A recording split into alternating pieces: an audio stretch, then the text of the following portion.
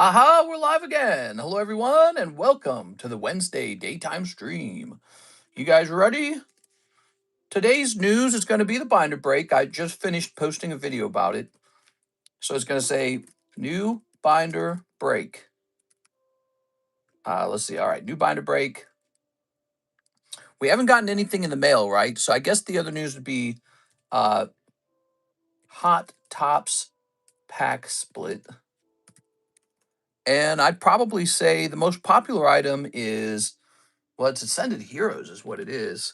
I'm gonna say new Goosebump tops because that's pretty new as well.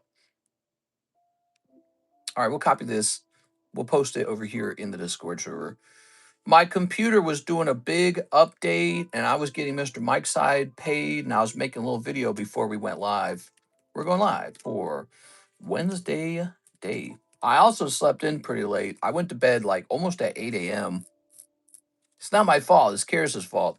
All right.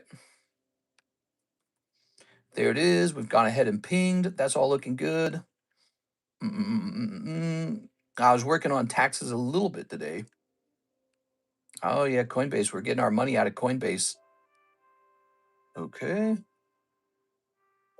C2 switch balance assist. What? Oh, I don't even own that anymore. I'm going to delete this. Okay, throw these away. I got a message from Phoebe. What did that say? Hope this works. Oh, okay. Let me delete this as well. Okay. Weird. Must have been an email that I didn't receive yesterday when I should have received it. Let's go ahead and add the website. The website has become a big deal. A lot of people use it. People don't learn how to use the old method of paying as much anymore. They learn how to use the website now. So we get a lot of website orders. I just deboned a roasted chicken. What? Very cool, man. You're all grown up now. All right, so my computer reset and I was just opening all the tabs again. It's like 100 tabs to open. Let me turn this music down a little bit because I know you can't hear it anyways. Oops. Come on now. That's not what we want. Jump back over here to orders. Let's get the iPad open. I can't wait. I'm going to show you guys the binder break in a second here. We're going to go ahead and jump over here. I've been watching the Carmelo Anthony trial, not trial, but the reaction to the verdict. Customers will pay a special tax to eat Lake of the Ozarks' new Chick-fil-A. What? What are they talking about?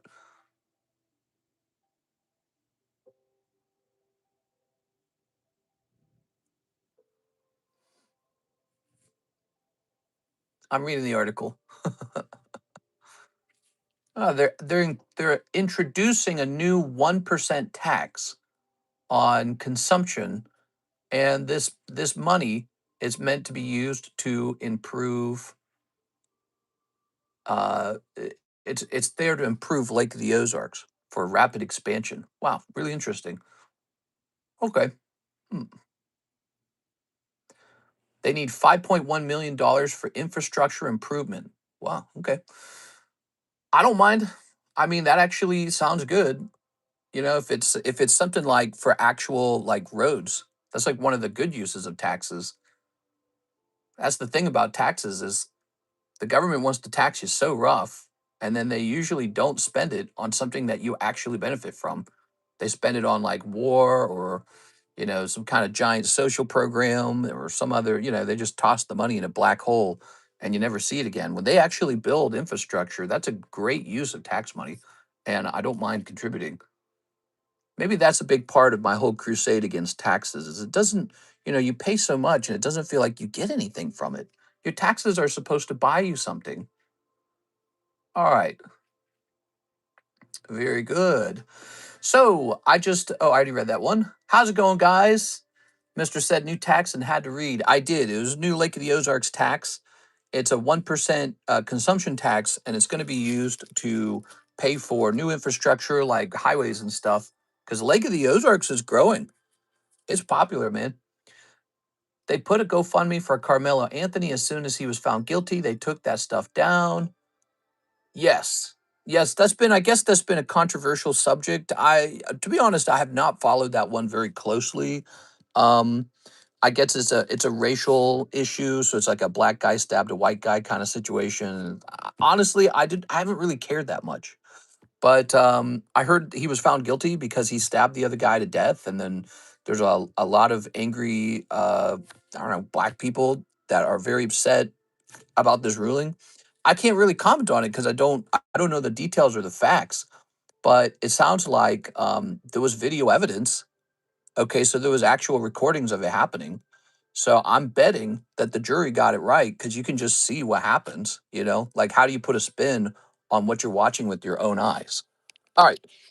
Now, if nobody was there or there were few witnesses and there was no recording, then it would be more controversial to me. But if it's recorded, what are you going to do?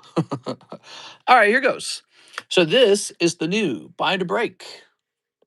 Alex says, not really controversial. Only morons think he's innocent. Most of the witnesses were black themselves. Okay, yeah, I think that's very interesting. So here we go. So this bind a break, I guess it's going to work very differently because you're going to actually see how do we get this to stand up? I think next time it's going to be a 4x4 binder. Hold on, let's move this light. There we go. Is that a little bit better? We're going to have to go with the 4x4. So after the stream ended last night, I actually stayed up late, just kind of filling out the whole binder. But gosh, actually, it's really hard to advertise what's in it, isn't it? I want you guys to be able to see what's in the binder. Here's Charmander, Ghastly. So those Ascended Hero promos. Here's a nice English Tyranitar. Here's a Chinese Gengar. Knocked Out. We got Groudon. That's a Merlin sticker Nido Queen. That's an XY Voltorb holo. Here's a nice holographic Raikou. So there's definitely some cards. Ooh, there's definitely some cards in here. Golem, Chandelure. Wonder if there's a better way to do this. That's nice. This card right here is really nice. If this one card could grade 10, that's pretty significant. I think it sells for probably, I don't know what it sells for anymore. But I don't want to make any claims. Here's Cast Form. We drew boobies on the Cast Form a really long time ago, and it's still there. Here are a couple vintage cards, not very much. Here's some hollows with yellow borders. Those are good, right? Because those are from Sun and Moon, or maybe Sword and Shield. Guzzy Guzzlord.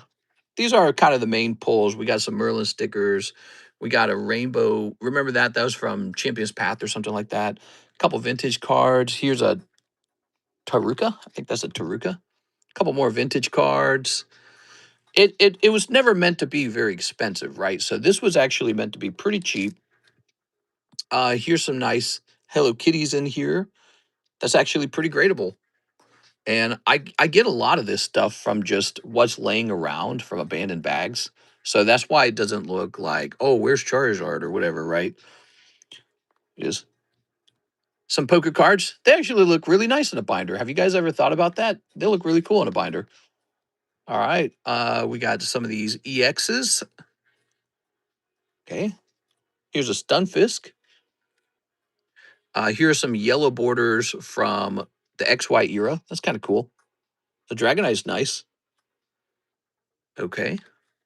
So I'm just showing this off. I don't think I'm going to show it off a bunch. Um, I'm just going to show it off one time. So that's just some filler there. But look, there's some Star Wars. Here's some of the holographic evolutions from Gem 2. That's pretty cool. And here are so I decided to fill this out. See these two Joker cards? That's basically the best cards in the deck. So this Kirby page is actually pretty significant. You got Kirby cards, some Trick or Trade. There's a holographic Pikachu from Trick or Trade. Yeah, I was just kind of reaching for whatever I could find and filling it up. This is really cool. This is a whole Ren and Stimpy page, so that's neat. And it's all holographic. All the Ren and Stimpies are hollow. These are some art sticker box Pokemons. There's a Pikachu right there. There's a Charmander. So those are, believe it or not, gradable. This is kind of nice. You can actually grade this, and it grades 10 pretty easily. So there's a Venusaur VMAX. I believe it's a VMAX. Some old maids. You've seen these before. I got a lot of them, so they're all over the place. I got a lot of them. Sometimes I didn't want to grade them because I'd graded too many. All right, so these are just filler, right? You can just remove them, and then we got 2 blank pages in the back, I think. I didn't know what to put in them, to be honest.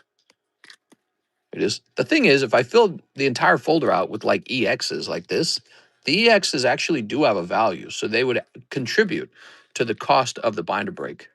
What do you guys think of that? Is that fun? So the binder break is just a bit of fun. The way it works, it's going to be just like the way the binder break worked in the past. If you win this, I ship the whole binder break to you. So you get the actual binder. This cool binder comes home to you with all the cards in it, and you can put it on your shelf and open it up and look at it. And we could just keep this going for a long time. And the price it can fluctuate pretty heavily. Like, what if I did an all vintage folder? Which that would be pretty expensive, but we could do all kinds of cool ideas. And if we practice and work on this, I might get better and better at designing the actual binders. Take the Xerneas from my bag, says Mr. Pat. You want to add the Xerneas to this? I mean, that's a donation from you to me because I'm just selling it, but I can do that if you want. Let's see. So, Xerneas. Let's see.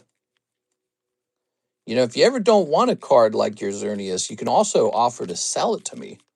So you can use that to get Pokey Shuffles or this guy. Oh man, that's a huge donation if you add him because he's valuable. Yeah, I could trade him to you for like a Pokey Shuffle or something for one Xerneas.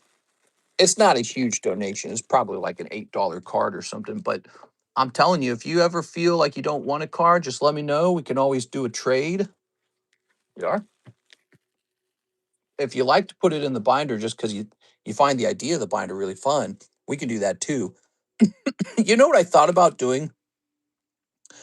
So what if we had a donation binder and the way that it worked, um, you would donate a card to the binder and we could set like a value minimum, like a value of $1 maybe, so that it's not just like a useless card. Write the name on the card, and then when the binder is completely filled, we do a giveaway where the binder is given away to you guys. How cool would that be? But maybe there has to be like a rule for the giveaway so that we don't have that Articuno thing again. So maybe it's like people who have been customers exclusively are allowed to be in the giveaway. You know what I mean? So this would exclude people who just heard there's a great giveaway going on and then they go, okay, well, me. You know what I mean? So I was thinking about that last night, the potential for that, because I think that there's a lot of people who would donate a little bit of this, a little bit of that, and then one day you have a full binder and you go, okay, let's give this away. Sounds like fun. Stranger danger. Let's do a trade spot for him. All right, sounds good. So we're going to do a trade spot for Xerneas. Yeah, so you guys don't have to trade just your like hollows or EXs. You can trade anything you want. I've got all kinds of methods for getting rid of cards now. I've got this whole binder break situation. I've got junk packs. You know, there's many options for me to make use out of your card. So you can use me as like a GameStop or something as a way to liquidate something that you don't feel like selling yourself. All right, it is Wednesday. Are you guys excited for Wednesday? Did you guys see Karis's latest video? She finished a Lucario, I guess. So we've got this Cubone up here, and there's a Lucario. She's a big Lucario fan. So Lucario fit. Of course she is. She's a secret furry. I swear to God, she's a secret furry. I'm gonna scooch this forward. She likes, get this, she likes Blaziken and Lucario. Very sus. Very sus. Now, how should this work? How should this binder, like, look, it doesn't even fit on the camera at all. How should this work? Because what was cool about the binder break before is it was a simple baggie and it fit on the camera really easily. I think I'll do it like this. So I'll take one of these out.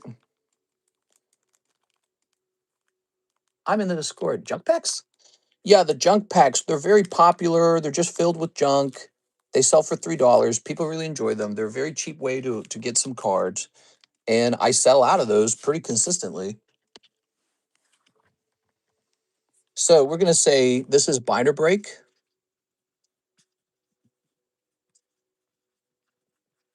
number 14. Because it is. It's binder break number 14. That's what we're hosting. and we could just have this be up on the table. Now, the question is, what should the price be? Oops. All right, hold on. Dogs and chicken, huh, Quip? There we go. She's not in here, is she? I have a question for you. What is Discord? Discord is a place for people to talk with each other as a group, as a community. So you can go in there and you can, well, I'll just show you on my phone, okay? So you can download it on your phone or your computer. I use both. It's going to be in a app that looks like this. Okay, so grab that, and then here it is. So it looks like this. So when you're in the app, over here on the left, that's my Discord. And then you can see I've got a couple of Discords. These are private messages, so that's everyone messaging me. And then these are the channels in the Discord, so you can click on one of them and talk. So like chat right here, we'll click on chat. All right, and so people are in here talking. Like here's Mark J. Valerian, and he shared a video. Oh, I've seen this one. All right, and here's Mr. Starscream, and he's showing off a new card set. And then there's me talking. I'm sure they aren't going to redraw state lines. I was talking about home investing and stuff like that.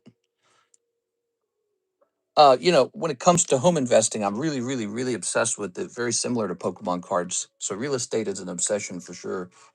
I'm obsessed with the idea that if you buy the right home and just live in it, even if you just worked at McDonald's, if you sit in that home for 20 years, that is your retirement. So all you got to do is pick the right home, the one that's going up the most. That's very tricky to do, though. How do you determine that? How do you determine if you pick the home that's going to go up in price the most over the next 20 years? It's a subject of intense fascination for me. I would say it's equally interesting to me as Pokemon. So I catch myself spending 8 hours just sitting there researching, trying to understand every variable. All right, but that's for another day. That conversation. Let's go grab this binder break and get a price tag on it. So the first thing is the actual folder. The binder itself was not free. It adds about $15 to the actual cost of the binder break. That could have been a $15 bonus card, but people enjoy having a binder already filled with cards. The other thing I noticed, the binder took a while to fill. So that's the time cost, very similar to the junk packs actually. And then lastly, there's a cost of shipping it. It's pretty heavy actually. Like I'm picking it up, and I'm not gonna lie, this feels like it's like 3 pounds maybe. So this binder is like 3 pounds heavy. You get way more cards in this than a typical binder break, but a lot of it's filler. Again, like I think I said that in the short I just posted.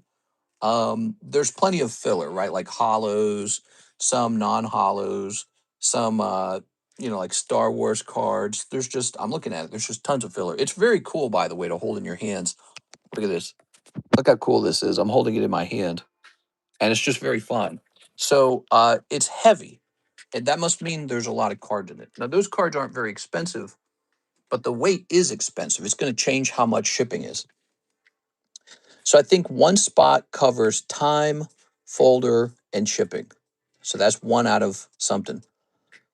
The cards inside, what are they worth? I don't know. I think normally we hosted 41 and 4. So I think we might just do 41 and 5. Okay. What do you guys think of that? 41 and 5, binder break, round number 14. So you have a 1 in 5 odds to take home that entire binder, and then you can just flip through it and enjoy flipping through it. There's a certain joy to that. This is an area of collecting I've largely ignored because I'm so focused on card grading. But I acknowledge when I was a kid, I had a binder, and I acknowledge binder collecting is pretty fun. It takes a lot of the pressure of getting like a perfect card, takes a lot of that pressure away. And, so you can enjoy cards just by being able to flip through a binder. Okay. He six is a 7 foot Mexican man who won the gem box giveaway. It's not over. We did not hit the view bounties for yesterday. Yesterday was pretty messed up. I'm not gonna lie. We double streamed the daytime stream because we were doing a Streamlabs app experiment that went wrong. So for Tuesday, look at this pattern. We got 65 views for the daytime stream, which actually was not bad. We've had 61, we've had 62, 65 over here. So the daytime stream was fine. But look at this plunge in the nighttime stream, all the way down to 57. That was my worst performing night. Um, it was only, it's close to this one, the 58 views we got on this Thursday. And look at the note I put here. I said, well, there was a reason why the views were low. I started the stream late. So this was only 57. And here's my theory. Since we ran 2 daytime streams, I'm betting YouTube really didn't ping too many people for the nighttime stream. That's my bet. YouTube didn't ping people. And so we got almost no views last night. It was so bad. And there you go. So when something goes wrong with your stream and you have to have like a double upload, it's such a bad situation for you as a streamer because it's not consistent with the views we usually get. All right, but if you guys look, you only need 65 for today, and you're probably going to hit that number. We didn't get the view bounty yesterday because the number was really high. It was 80. Yesterday it was only 65, and we're at 59, and we're only 20 minutes in. So you guys are probably hitting that number. All right, so there it is. So the binder break, the new binder break, we're going to continue the number. It is binder break number 14. No longer in a little baggie. Now it's in a giant binder, and it's going to be cool as hell. You can get it. You can get it in the mail, and then just flip through it and be like, "Hey, this is the binder I got off of the Cardconomist break." So I think that's just a really cool thing. I'm always looking for something we could do. Trade spot. Yeah, let's get that trade spot. All right, here you go. Sorry about that, Pat. Pat Gibbs. Since we're showing this off, let's put Pat in here too. You want in here, Pat? Number 17, Pat. Pat G. All right. So let's get that trade spot for Pat done. Okay. Hey, you got 2 spots in there. Pat's got 2 spots in this Bulbasaur. That's a good trade break, by the way. This is for $45, but it's actually from the year 2000. So it's true vintage. And it comes out of a sticker pack that costs $50. So the pack itself is $50, and you don't pull a holographic Bulbasaur in every sticker pack. You have to open a couple of them to pull any holos.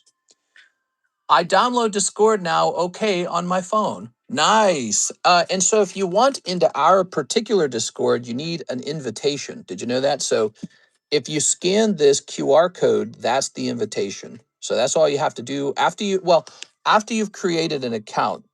Creating an account's very easy. You just sign up with your email and you create a password. That's all it is. Okay. And then if you scan this, that's an invitation to our particular Discord. There's a lot of Discord servers.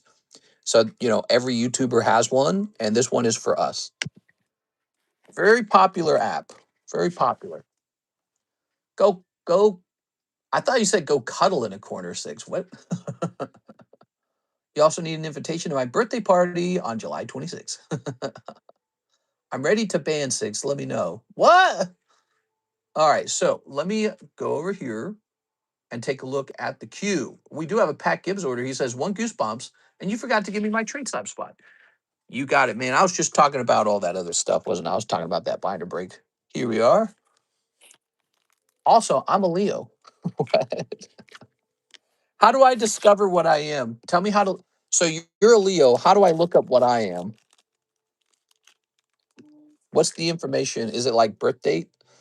Okay, we got the Phantom of the Opera. We've got literal death. Here's the ghouly monster. Here's the zombies. Here's a screenshot from the TV show. Here's the goop. I actually remember reading this, Monster Blood. Here's the mask. And let's get invisible. All right, there we have it. Okay. Wait, you shouldn't look it up. You should look it up, mister. I'm curious. All right, grab this. There is one problem with the new binder break. International buyers might not buy into it because of the weight of the binder. Oh, that's very solid reasoning. Well, yeah, that's good reasoning. It's so heavy and it's mainly from junk. Yeah, that's a problem. I guess if you win it, you can do a couple things. You can request all the cards are removed from the binder, which would lower the weight. You can also request to donate all the hollows or like junk cards. So those are some options to reduce the weight of it. So you have also, I guess, if you win it, you could sell it back to me as an option too. You could say, "Will you buy this back for like 60% of the value or something like that?" You know. So, but if you really wanted to do a scenario like that where you're only getting into a break to sell it back to me, I would pick something. I don't know if I'd pick the binder break. I'd pick something a little sexier. Okay, you ready? Can I change myself to Elemental Hero Flame Wingman in attack mode? Are you ready? Wait, we already opened this. You can see I'm very highly distracted. All right, this goes in Mr. Pat Gibbs' bag. Mr. Pat. Pat, it almost looks like we didn't. Oh, yeah, your bag's here. I was going to say, it almost looks like we didn't put your bag back. There it goes. Can we buy Pokemon from you? Yes, sir. This is my primary source of income is every day we go live and we open up Pokemon cards and host breaks. And we've been doing this for 7 years. 7 years. In November, it'll be 8 years.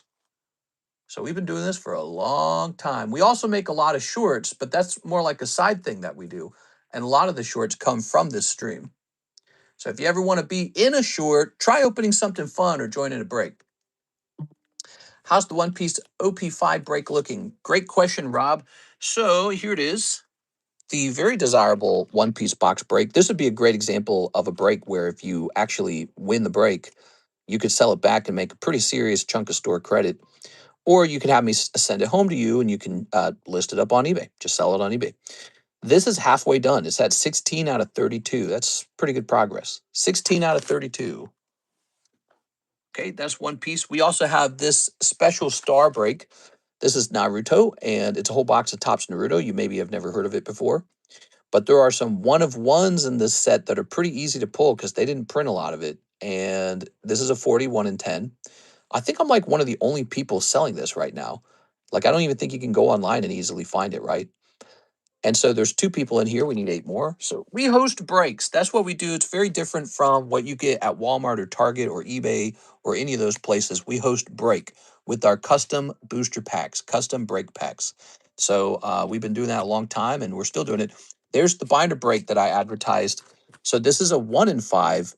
It costs $40 to buy a custom booster pack. Your odds of pulling the binder is 1 in 5. It would be pulled out of a booster pack. Pretty interesting. You know, I should also just make the binder available for sale. Like, for example, if I put this whole thing together and I said it's for sale right now for $200, would any of you be tempted to put it in slab away or buy it? It is maybe. All right, I'm going to put that back. You have to put him in the trade break POR. Yes, we got that done. He's in there. It's this beautiful Bulbasaur. All right. So Pat is also asking for another Goosebumps. I might service that right away. Let me just make sure no one else ordered one. All right, no one else seems to have ordered one. Good. So I'm going to get that for you right now, Mr. Pat. So this is another pack of Goosebumps for Mr. Pat. We are looking to see if a hollow or something like that can be pulled from these. I've only got one box of these, and then afterwards, I'm probably just going to remove it from the menu. All right. So this is a one-time set. If you guys want to recommend another one-time set, we'll try that too. There are some sets where you just want to sell it one time for fun. Hey, that's him. That's R.L. Stein. That's actually really cool. I remember this. This was like an ad for the show or something, wasn't it? That's the checklist card. Oh, that's cool as heck, man. I think that's the best card so far, an actual picture of Mr. R.L. Stein. I remember this. I remember this really clearly. This was like an ad for the show or something. Has anyone pulled a hollow from these yet? No, nobody's pulled a hollow from the Goosebump packs. Someone told us in the live stream that you can pull a hollow, but we have not seen one. So I don't know if it's true or not yet. But, you know, there are Topps boxes where there's only 2 hollows per box and a total of 36 packs. Let me give you an example. The Sonic collection, you know, the expensive Sonic packs. Well, those are 2 hollows per box. And then there's another set called Star Wars Galaxy 1. That's Topps as well. And it's 2 etched cards per box. So it might be 2 hollows per box for this Goosebumps. All right, what's next? What's next? Mr. Milo Clark. Hello, Milo. Welcome back. He says, put me in the trade break, please. You got it. $10.50 for the Goosebumps. Yeah, they're surprisingly not super cheap. Okay. What was the reason they stopped airing on TV? Why did they stop airing on TV? It's got to be views. If your views don't justify the cost, they take you down. There it is, Mr. Milo. He's in the trade break. By the way, you can just trade me your cards to get in the trade break too. So if you have a bag of cards over here and you know there's something about the bag that you don't want, maybe you got some junk cards, maybe you got some EXs, maybe there's an AR you're not a fan of. Like last night, Six gave me a single fan Rotom and some EXs, and that was enough to get her $5. That's a lot faster than having to sit down and sell it all on eBay. And this is useful to me too because I can rapidly build them into something too. So it's a great exchange. It's like an efficiency where it's easier for you to give it to me and I do something with it rather than you sell something on eBay and ship it and I buy something on eBay and it has to be shipped to me as well, right? So there's an efficiency that's very nice. So I mentioned the trade break because it's our new idea that it's not that new anymore. It's like, how old is the trade break? Like 5 months old, maybe. But we just started it this year, and it's a way for you to liquidate the garbage out of your bag. I like all my cards. Some people love all their garbage in their bag. By all means, just keep it all. Some people, though, they got stacks and stacks and stacks of cards at home, and they're like, I'm never going to sell these. Just it just piles up. Did you look into the other Goosebump cards? The packs that come in a box that look like book from Goosebumps. Ooh, I like that. What set is that?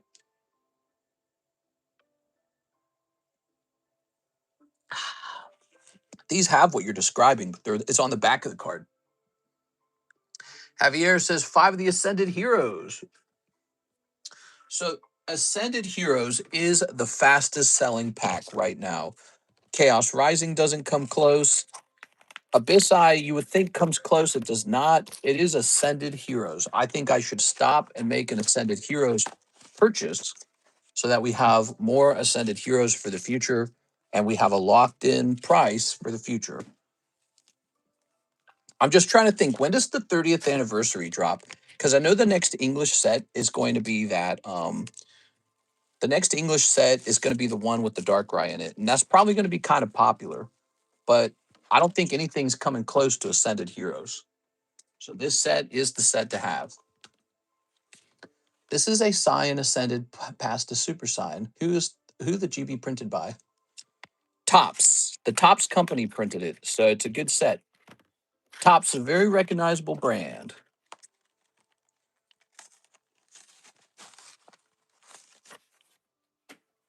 Okay. $100,000 cigarette Charmander, mister? Yeah. Oh, I sent a Tora Karuta Koro card PSA, and they sent it back to me ungraded. They didn't encapsulate it. So I don't know what's up with that. I don't know why they did that this time. They didn't claim that it was fake or anything like that. They just said no grade. So we'll see when it arrives. We'll see what it says there. But if they are no longer grading the Tora Karutas, that makes the ones we already graded so valuable. So valuable. But maybe the guy who graded it just doesn't know about it. He's like, I don't know. All right, 3 Ascended Heroes. I'm sorry, 5 Ascended Heroes and 3 live customs use store credit. You got it. Could just be the case the guy who worked on my particular submission didn't know about it. I'm pretty disappointed he didn't grade it. I'm going through my mountain of cards right now, throwing out bulk. All right, so that brings you down to 0. Good luck. I hope you pull a slab out of there. Pat Gibbs, it says over here you got 43.75 in store credit. That's pretty cool. Let's open these and then get the live customs right after. Okay. I'd like to get your guys' feedback on the binder. What do you guys think about it immediately? It's $40 1 in 5. It's got some hotter cards in the front, and then the back gets kind of cooler. But it's got some interesting stuff like the Kirby Poker. It's got the holographic Ren and Stimpies. It's got some vintage Star Wars, some vintage Halo. The Halo cards are actually pretty expensive if you didn't know that. So those are actually kind of expensive. It's got some Merlin stickers. It's got some art box stickers. So it's a mix of a whole bunch of stuff.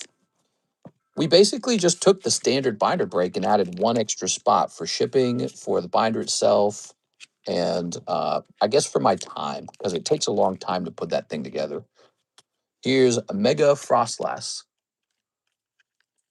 Here it is. I summon Pot of Greed.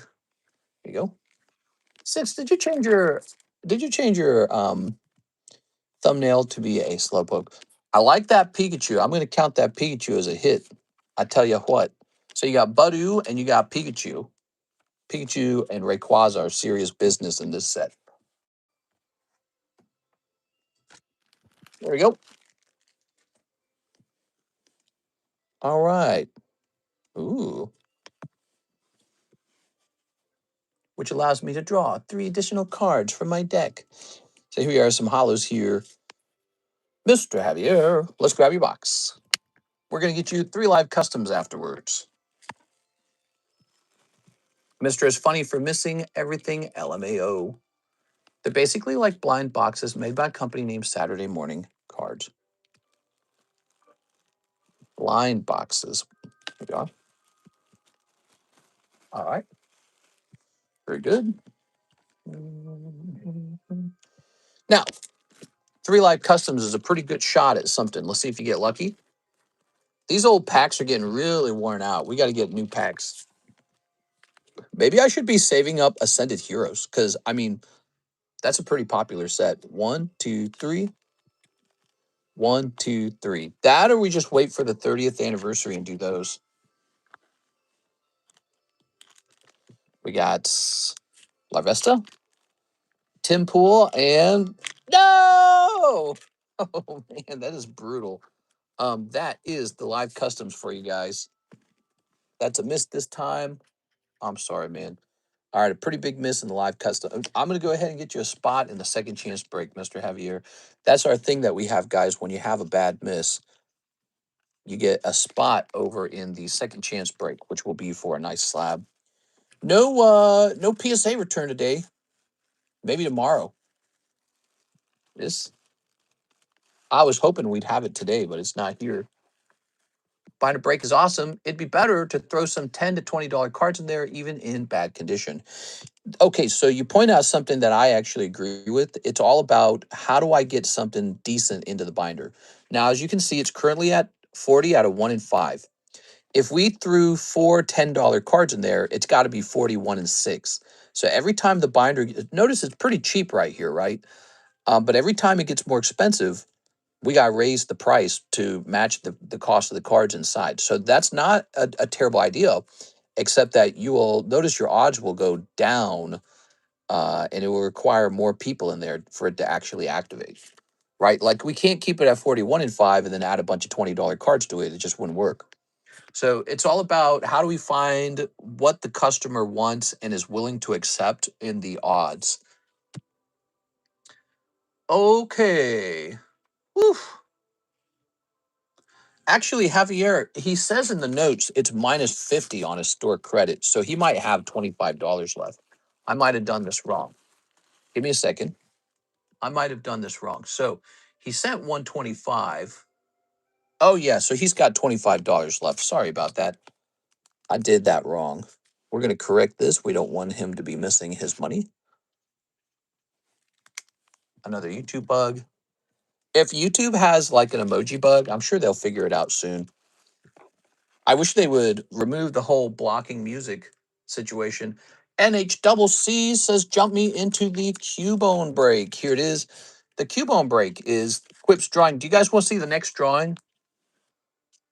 She just posted a video, which you can watch on Instagram or on TikTok. She's really enjoying drawing, actually. I think it's becoming kind of a more significant or serious hobby for her. It is. So we got these 4 people in here. It's now 4 out of 8 is halfway done. Keep in mind, the cost of the break includes the fact that this will receive authentication. It'll be encapsulated with our encapsulation setup. So it will look very nice when it's done. And there's 4 spots left. But she drew a cute little Lucario.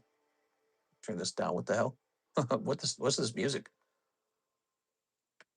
Here's David Moraes. 1 Goosebump, 1 trade spot, 2 Trump packs. Mr. David. Here's a Goosebump pack. And here are 2 Playboy packs. So these are Playboy packs that give you a chance for a Playboy cover where a young Donald Trump is shown. And a trade spot. All right, let's get that trade spot. I like Cubone. Yeah, Cubone's a good one. She's so good at it. She drew such a good looking one. She drew that by hand. David Moraes. All right. It's just the standard Cubone too. She didn't go with like any kind of special artwork. Sometimes she draws something kind of creative or like goofy. And but this one with the Cubone, she just went for a nice, good looking Cubone. All right, let's snip this. And we'll snip this. And there's a video of her drawing it, so you can watch how she does it. There's no tracing, there's no tricks. Artists have tricks where they can like put like I think there's a trick where the artist can like underneath their drawing, they can like shine a tracing or something like that. She doesn't do any of that. She just has a flat, heavy book. She puts the paper on top of it or a desk, and then she just draws it by hand. All right, you ready? Pretty good. Okay. Here's the Wolfman. There we go. This guy. The crazy doll. Oh, could this be a hollow? Is this a hollow? No, no, no. Okay, just a slight amount of stickiness there made me think something was going on. Tracing in the art community is very frowned upon. So I wouldn't know that, but I guess from instinct, I kind of could sense that her drawing is so nice. You almost think it would be traced. But no, that's actually just her ability to draw. It's pretty cool. You are. That's why I encouraged her. I said, hey, you're pretty good at this. She has like a notebook full of drawings that look just like this guy. Yeah. I think I've taken pictures of it and shared it in Discord. Here's Playboy. Okay. If they're found tracing, people will dogpile you. Dogpile. Yeah, I hear what you're saying. So you find out it's like they're cheating almost. We are. Here we are. That's funny. What's worse, tracing or AI? Tracing seems like stealing. All right. Very nice. Okay, and here's this. Ready? All right. Here's. Yeah, I guess it's like you're not really skilled, are you, if you use tracing? All right. Like light board tracing. Huh, I traced in elementary school. There we go. All right, no Trumpy in that pack. Mr. David, here's your bag. My gosh, I'm just going to ban from now on. Let's see. Hold on.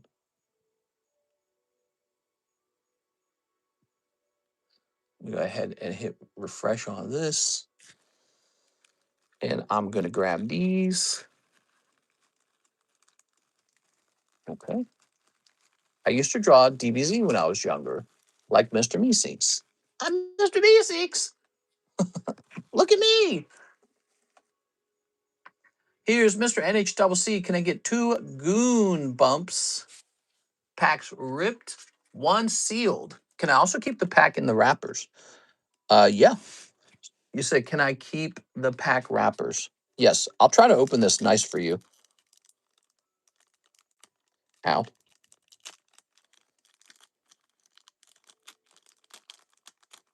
All right. So let's see what you got here, Mr. NHCC.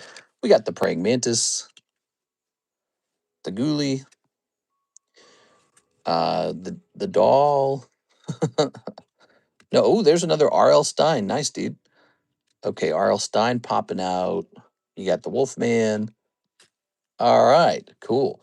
Well, still no hollow. Is there going to be a hollow in the box? I'm really curious. It says, look for special cards and stickers on the front right here. What does that mean? Special cards? What's a special card? Oh, here we go. Oh, here we go. Look at this. Odds of finding a foil sticker, 1 in 12 packs. Odds of finding glow in the dark, 1 in 12. Odds of finding monster magic cards, 1 in 12. Have some of these potentially been glow in the dark and we just didn't know it? There have been some weird looking ones where it's like the card is raised off the card, almost like embossed, but it wasn't embossing. I wonder if those were actually glow in the dark and I just didn't think to test it. Here's Mr. NHCC. All right. Where do we keep you now? I don't know where we keep you at this point. Maybe over here. Jeff, junk. Got a junk bag over here. Okay. Aha. Now, but this is a hits bag. Okay, so that's a hits bag. Do you have like a box there? Oh, I love this song that's playing, but I should skip it. All right, I'm gonna skip this one so I don't get tired of it. I have a rule for the music that plays in our live stream. I'm not allowed to listen to music that I like too much because I'll actually get bored of it because I listen to it too much. 2 ripped, 1 sealed. Ooh, let me reread it. Maybe I misread it the first time. Okay, 2 Goosebumps pack, 1 sealed. Okay, I misread it. I thought he was buying 2 and he wanted 1 ripped and the other 1 sealed. He's saying keep 2 sealed. Oh, okay, wait a second. 2 ripped, 1 sealed. All right, yeah. Okay, so let me grab one of these. So here's your 3rd pack. Sorry about that. I kind of misunderstood the phrasing. Let's get this opened. Ready? Oh, that opened really nice. Okay. I bought 3. Okay, so we got the Phantom of the Auditorium, the Welcome Mat card. Here's The Girl Who Cried Monster. These books were, oh, there we go. You just got one of the rare cards. What is this? It's got to be, right? Yes. All right. Darn, I was kind of hoping it would be maybe like the cover of a book because I feel like if they just did a holographic book cover card, that would have been so good. Terrifying trivia. Who gets to make wishes at the end of Be Careful What You Wish For? Collect all foil stickers. All right. So here's Monster Blood. Was Femslayer saying there's another Goosebump set where they feature the artworks of the books more prominently? Because I wouldn't mind trying that out next. So we have pulled one of the hollows. There we go. The horror. Ah! All right. Hollow book cover would have been dope. Thank you so much, NHCC. Appreciate it. Did you know $1.50 of that order was just PayPal fees? All right. That's right. $1.50 of that was PayPal fees. You need to play the theme song. Dun dun dun dun dun. Dibbidi-boo. Next up, we have an order from Mr. Hawk. He says, emotional support trade spot for 6. 6, I don't know what it is. You get a lot of stuff, don't you? So this is going to say 2-6 from Mark. I'm going to start flirting with all the guys because I want some stuff. There you go. You ready? Oh, hey, boys. Okay. The big conspiracy. R.L. Stein used ghostwriters to produce so many books in such a short time. He had Fear Street and Goosebumps running at the same time. He probably did. He probably did. He was a guy who used tracing when he drew. He used AI before AI. All right, that's 4 out of 9. Yeah, that wouldn't surprise me at all. I mean, I think a lot of artists basically did that, you know? I think a lot of artists were doing that. Okay, so wait, did I mark this up by 1? I can't even remember now. I think I did. Let me count them. You know, I do stuff mindlessly, almost like driving, and then my memory goes, wait, did you take care of that properly? It says it starts to wonder if I have a false memory, a memory that I've imagined. You can imagine a memory like something happened, but it never did. Kind of scary. Shows you the limitations of the human brain. Okay. Okay, here's Skarmory. Here's Lugia. And here's Commander Cody's helmet. The binder break is a $40 1 in 5 break. Oh, wrong person. That's not from Mark. Oh, it's from a Hawk. Oh my gosh, I'm so used to writing Mark on that card. That shows you how intense Mark's giveaways have been. That my brain said somebody's giving something to 6. It's Mark. Whoa, man. Let's get it right. Sorry about that, Mr. Hawk. Don't worry, we're fixing it. All right, very generous. All right. 2-6 from Hawk. Now, we marked that up to 5, and then we're going to jump over here. My brain defaulted to Mark. Isn't that crazy? Okay, this is going to say 107. It defaulted to Mark like a muscle memory. There you go. All right. Very cool. Well, I'm a simp, but not that much. Mark's like, hey, I don't simp that much. Let's see. Thank you so much. Mr. John Bailey is next. He says, this is looking like a Goosebump pack. Yeah, 1 Goosebump pack and 1 trade break. All right, you got it. Mr. John, there's the Goosebump pack. Here's the spot in the trade break. It looks like the trade break's probably going off today.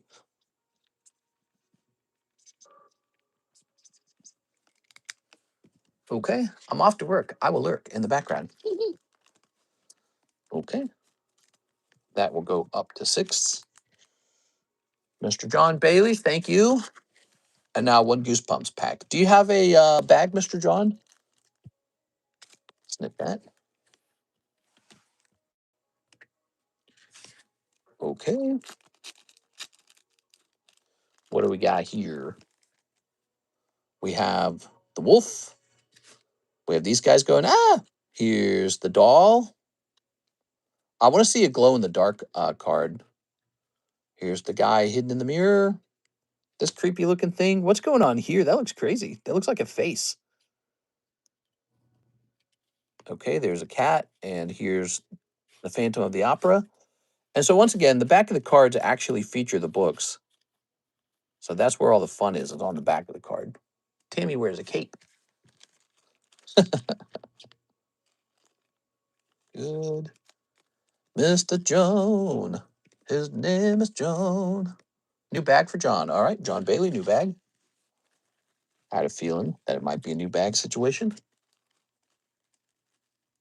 All right.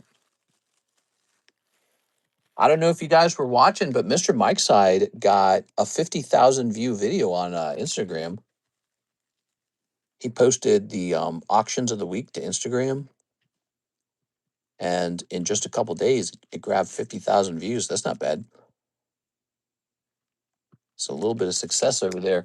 It's funny because on YouTube, it only got like 1.4 thousand views. That's a pretty big difference. Kind of interesting how one platform might be like, hey, that's what we want to display. What we got here? So this box is overly filled. Time to start moving bags out of here. But we can't. But this one can be removed. So I'm going to remove this one. And now I'm going to put this one in. Good. I think the ones that are embossed are the glow cards. Oh, okay, the glow cards. Okay, so we've pulled a glow card before, and I didn't point it out because I didn't know what I was looking at. Mr. Milo says he'd like another spot in the trade card. Here you go, Milo. Looking like that trade card's doing pretty good. Let me show off a couple other breaks. So we've got the new binder break running again, and this time it's in an actual binder, which is just an experiment. Okay. There it is. And now here's the Snorlax break. Did you guys catch this? This is running. It's a 41 in 10. We have 1 person in there. We started this last night. It's a pretty serious card. It's actually really expensive, and this one got past tag grading as a 10. Pretty hard to do that.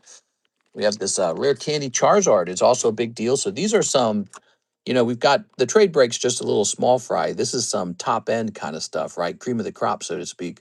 So you got Charizard 61 and 36 and Snorlax 41 and 10. This guy's very nice. He's Chibi Snorlax. That's why I call him. I actually have the English version of him locked up in the vault.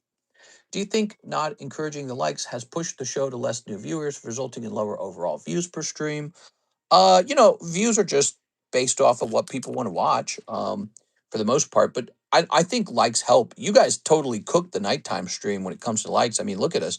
We're 65 viewers and 32 likes. You guys do a great job on the likes. The nighttime stream, man, we couldn't get it past like 10 for a little while. So I don't know if they're just greedier or you guys are more generous or whatever it is. But you guys did pretty good. I think I just saw 65 viewers and the views bounty was what? You guys only needed 65 viewers. All right, so you guys hit it. And so we can actually do the giveaway now for this Haktua booster box. Let me go ahead and grab this. So the view bounty thing has been kind of a new idea, and it's actually been pretty useful. Like when I started it out, I didn't know what to think, but I started tracking what day was what. Like you can take a look at the views 81, 65, 72, 68, 72, 65, 75, 72, 65, 58 low. It said no ping, no YouTube notifications that day. 62, look at that, 91. So 91 was the high. 73, 80, 61, 80, 65. And then nighttime as well. So nighttime, the high was 94 back here. So the high for the nighttime stream was 94. Pretty cool. So it helps us kind of track our performance in a very visual way. And it looks like today's a pretty typical day. It is a Wednesday. You would expect the top views on maybe like Thursday, Friday, Saturday. But surprisingly, Fridays are very competitive days. Everybody gets on the stream. So there's a lot of rip and chips on those days, I think. All right. Vertical, you can easily like on accident by double tapping the screen. You can't double tap to like on horizontal. What do you think of my theory? I came up with it just now after I smoked. Maybe it's because it's so easy to like the stream that people go ahead and do it. They go, I want to like the stream because it's just very easy. I'm about to send a submission to Tag. What tier would you recommend? I'm deciding between bulk and regular tier. Tag doesn't have bulk open. Does Tag have bulk grading open? Hold on, let me see. Give me a second. So the only grading that Tag has opened is the $150 priority grading. $150 per card. That's all they have opened. So Tag, similar to PSA, has shut down their grading tiers. And if I choose group submission, the only option is $53 grading for Express for me as a middleman. So they give me an option for $53 Express. Interesting. Overnight stream used to be a party. Price, there's too much pockets of radiation. We'll have to go around. I remember when you had such busy nights, you'd have 2 hour wait time. Now, you have to remember, there's a lot of details to that. First of all, I had almost no competition, so that helps, right? Like, there weren't a lot of rip and shippers yet. It's changed dramatically. Everyone's a rip and shipper. There's hundreds of them, if not thousands of rip and shippers. There was no whatnot. There was no drip. There was no TikTok shop. There was no eBay Live. So I was like one of the only guys doing it. But consider this, you could actually buy Pokemon cards. Like many of the top sets in that time period were like Evolving Skies, one of the best Pokemon sets in Pokemon history, right? And you could open that for like $8 a pack or something like that. It was just cheap. Like you didn't have to spend $20 for the best set. Now you got to spend $20. And so it was a better time to just exist in the hobby. Nowadays, you probably got people going, "Dang, this is so pricey, like how am I going to afford anything?" So you just have a humongous increase in competition and a terrible price increase on the cards too, and it just makes it, you know, it's just not the same. Like you don't see people ordering like a whole booster box at a time of many like Chaos Rising. Chaos Rising in the past would have been like $5. And I would have made the same profit margin, by the way. I want to point that out. So it's not like I sold it at $5 and sold at a loss or didn't take pay. If anything, it's crazy as it sounds, I made more money back then because the margins were better for me. The margins today are lower. So my cut is smaller today, but the prices are higher for you guys. And so that shows you how absurd it's gotten. It's just extremely absurd. And so, and this is one of the reasons why we pivoted to breaks, because I think you get more value out of the breaks, despite how punishing they are when you miss. because packs are so expensive and your odds are so bad in the packs. All right, let's stop talking about that. Let's take a look at the queue. But yeah, it was pretty crazy. I was like one of the only guys doing it because I was the first guy to do it on YouTube 7 years ago. And so, when I got started, 2021 would have only been like 2 years in, and there were already a lot of people jumping into it. But now there's like thousands of people. Show the breaks. Oh, yeah, let's show the breaks off. We got a lot of breaks. We do specialize in slab breaks, and I think there really is a lot of value in that.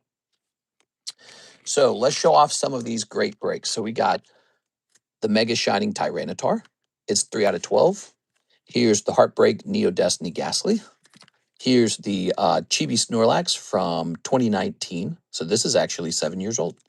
This was one of the cards you could pull just when I started the stream all that time ago. The new binder break with an actual binder. You guys want to see the binder? I can show that off. Here's the quick drawing break, which is surprisingly successful. Like, look, it's halfway done. That one's going to finish. It's halfway done. Here is the rare candy break. It's up to 5 out of 36. Now, this one requires a heavier buy-in, and your odds are pretty low, but it's a very special break. We don't host amazing Charizard breaks very often, and this is a very special one. So when this is over, you will not see 151 Charizard hit this table maybe for years, maybe ever. Like, when's the last time I hosted like a Champions Path break for Charizard? I don't do it. So these kind of breaks come around every once in a blue moon. You can't jump into them all the time. Here's the trade break for Bulbasaur. He's a 1 in 9, 2 spots left. He's just a cute card, probably a little underpriced, and people want him. They like the price. And then we've got the 2-pack splits. Now, Fates Collide just started, and I'm tempted to trade him out with Cosmic Eclipse, and because he's just started, and so far I don't see the hype, so I'm not seeing people diving into there. This is the 4th round of the Topps pack split. This is very popular. The cards come out in extremely good quality, especially the holo, and that is just so rare. You guys, you're not remembering how rare it is to get high quality Topps like that. The vast majority of seven spot Topps booster packs, the majority of them are destroyed by stickiness. So we have a rare box on our hands of ones that could actually grade 10. And they sell for a lot as 10s. They go for a lot of money. So if even one person pulls a 10, that could be like a $700 card. If it's Charizard, it's going to be way more than 700. So that's the ideal outcome is Charizard. But, we don't know if he's going to pop out or not. We hope he does. No one's pulled him so far. Running out of time, there's not as many packs in that box left because it's been so popular. I want to see that Lucario up here soon. I saw it on Quip's channel. Looked good. I know. So the Lucario will probably go up here pretty soon. Probably after that Q bonus done. So what is next? Let's see. Let's check the queue for any new orders. We've got, would you be able to start a gym break soon? A gym break. Yeah, we need a gym break. So give me a sec. I should grab a gym break. But we have this new order by Javier. Let me go. He wants 5 Ascended and 2 Live Customs. Use store credits. So let me grab a box real fast for a gym break. Give me a second.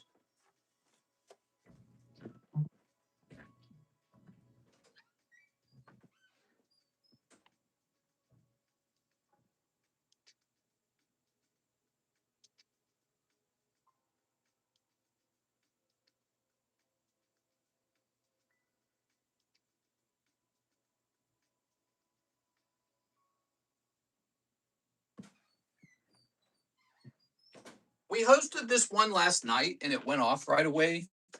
It's just a bit of fun. It's a Marvel box. You get the whole box. It's pretty cool.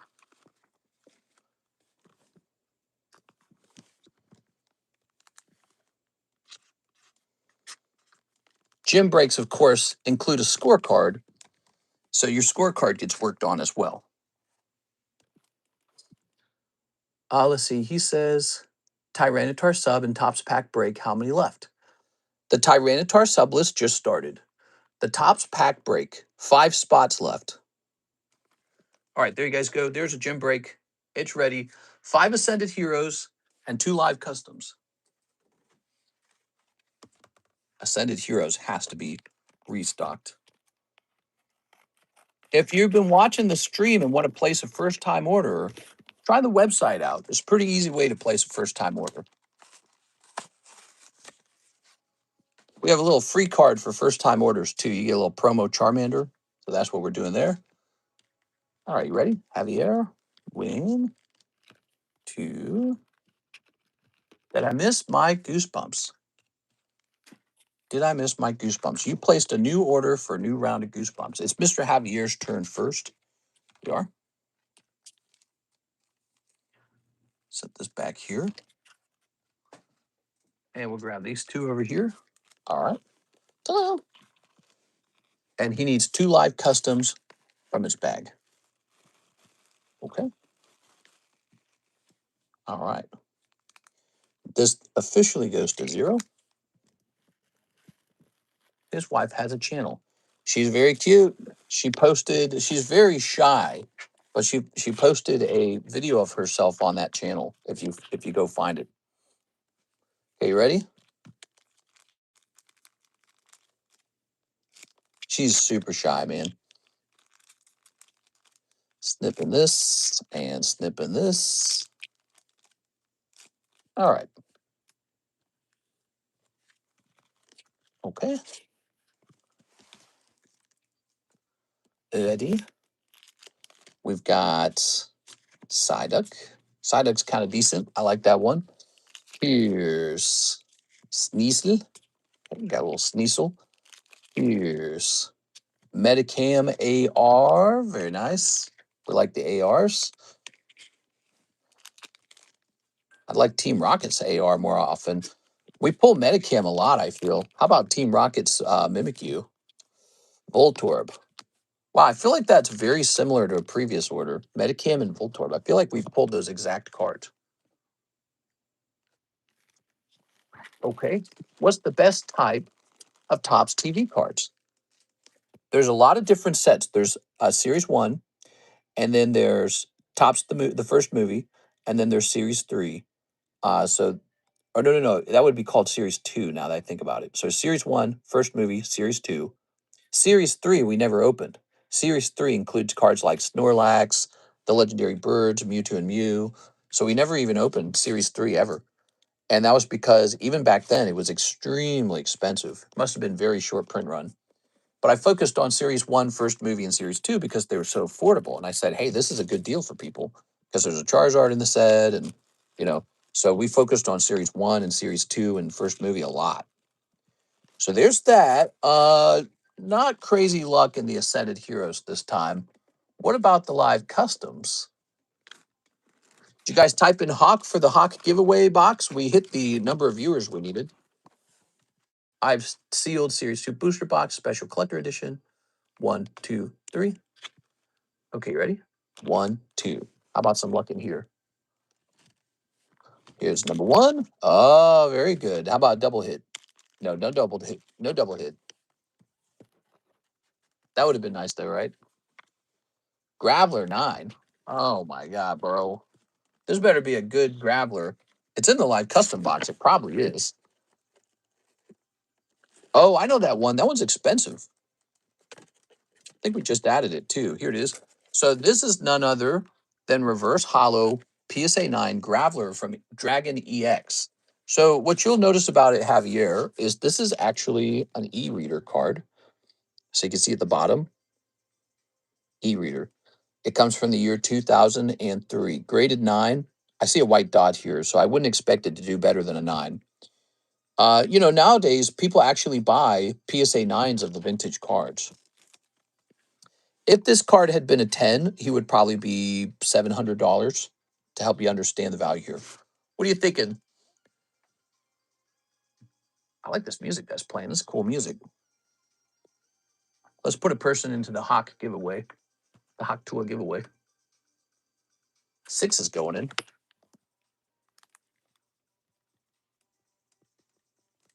18 is 6. Keep. All right, sounds good. On that.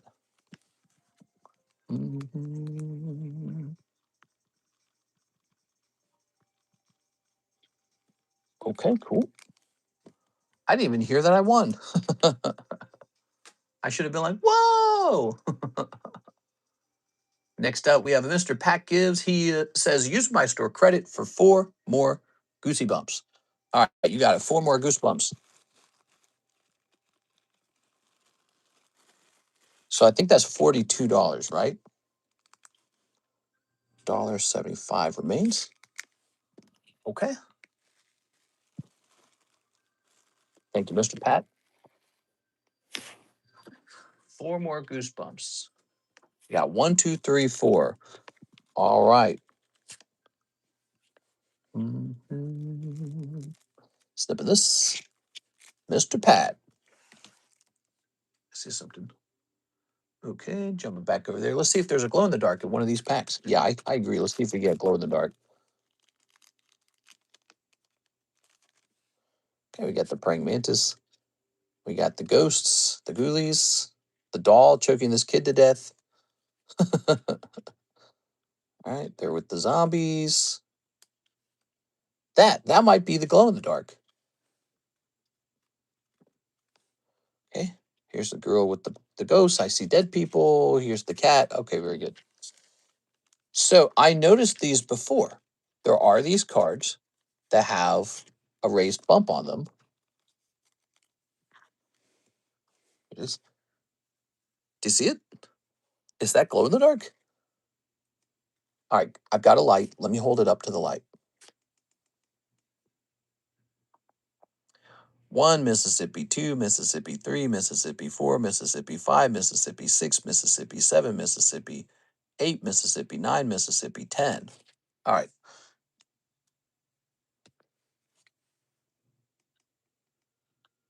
Can't tell. Doesn't look like it's glowing. Hmm.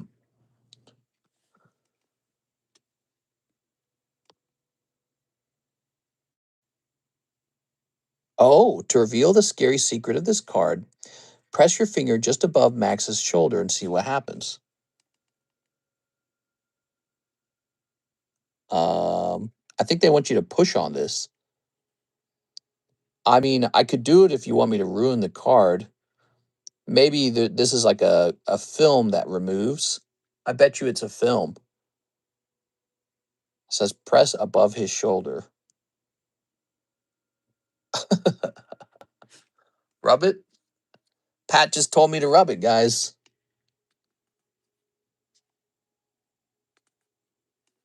Whoa. Whoa, that's cool as hell, man. What the? There's no way that's not cancerous, whatever I just touched. That's cool. What?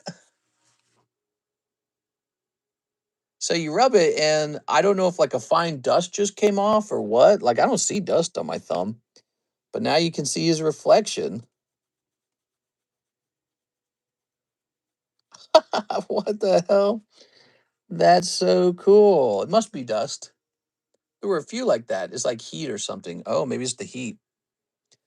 Wow.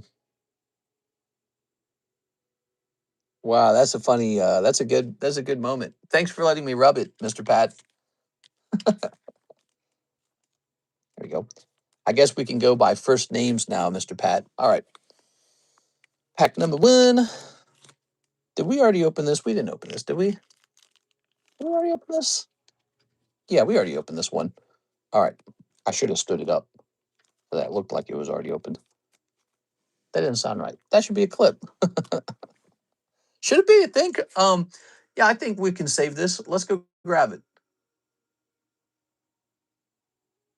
I'll call it Pat Tells Me to Rub It. That'll be the name of the clip.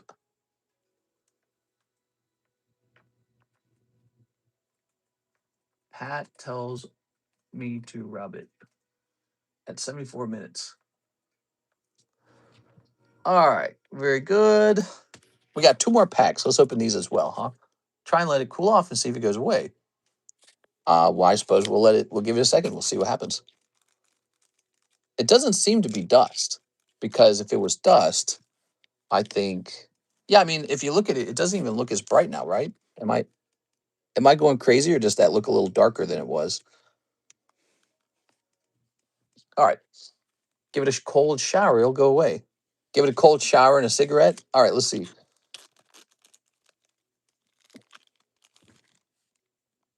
Oh, I like this one a lot. That one's actually good.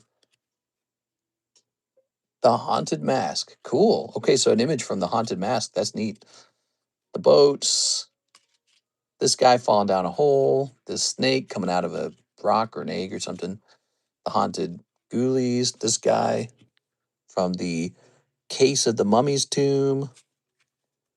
All right, go stick it on the fridge. Hold it in front of an air vent. All right, put that there.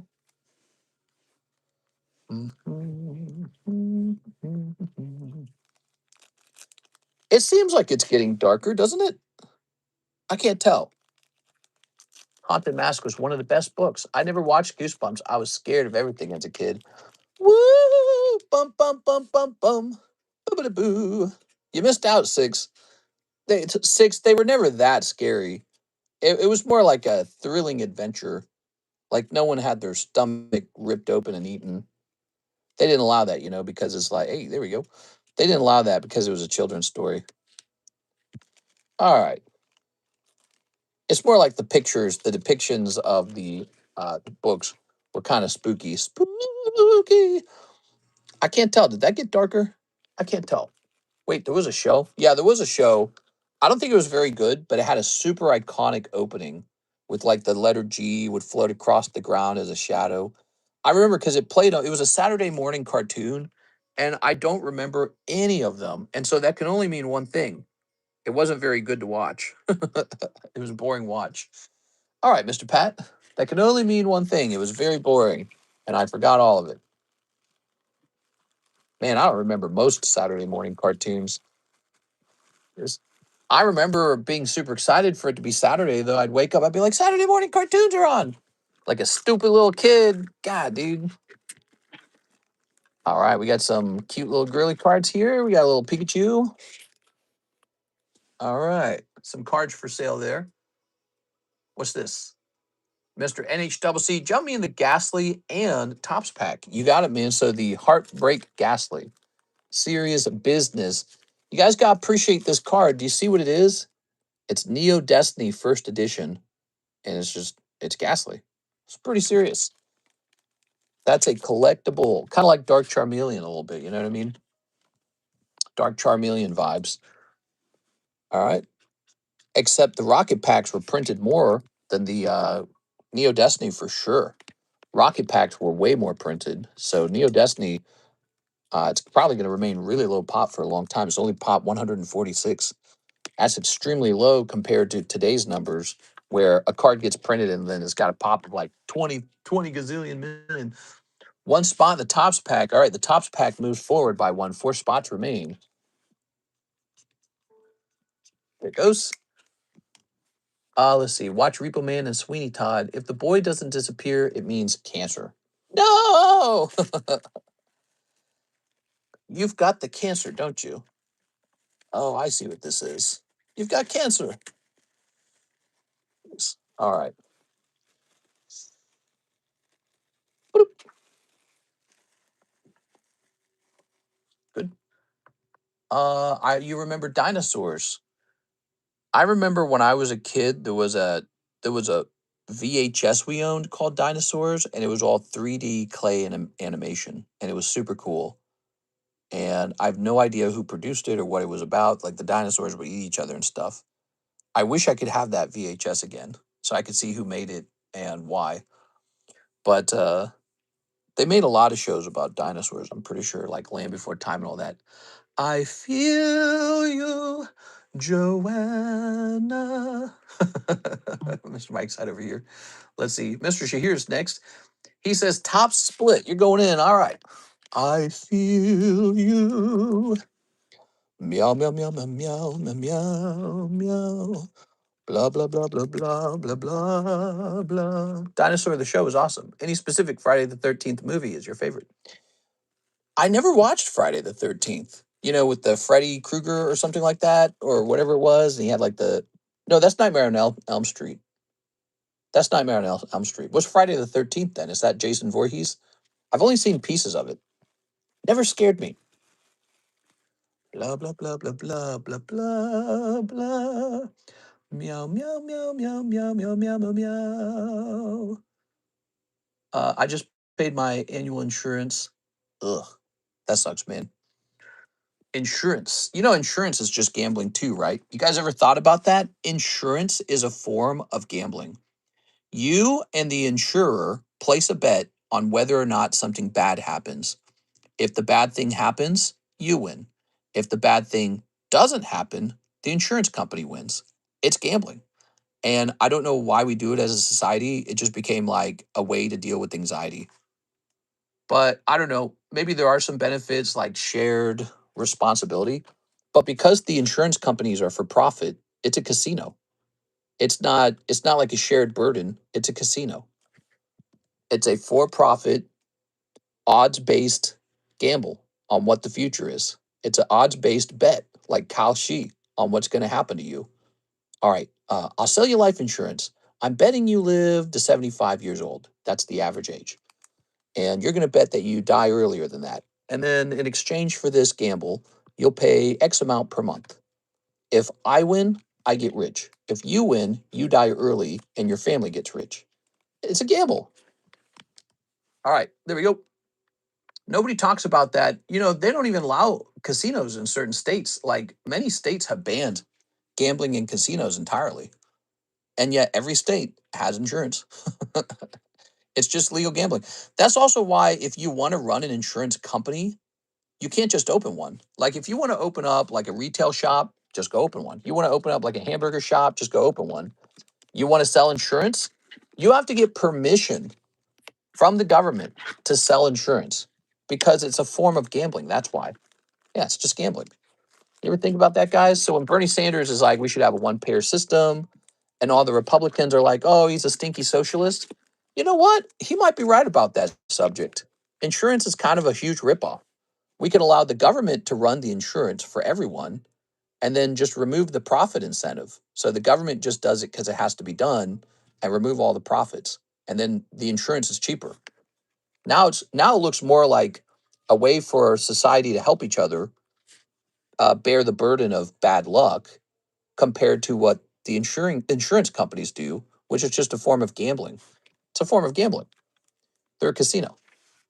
Anyways, the insurance companies lobby hard. Sure. Well, yeah, well, because they're making billions of dollars. So I think, more people will probably wake up to it over time. For me, the waking up point was realizing it's just a casino. That's all it is. Insurance companies are another casino. And the more you realize that, the more you realize it's kind of messed up. It's a messed up. The whole idea of it's messed up. We have a whole team of mathematicians that are going to calculate your odds of something bad happening, and then we're going to overcharge you to place a bet on whether that thing happens or not. We're going to overcharge you for that. That's how we make our profit. They're a casino, and no one thinks of them that way, but that's what they are. Sergio L12 gives 6 another spot in the Bulbasaur and a pre-grade on her Ampharos. Hell yeah, dude. All right. 2-6 from L12.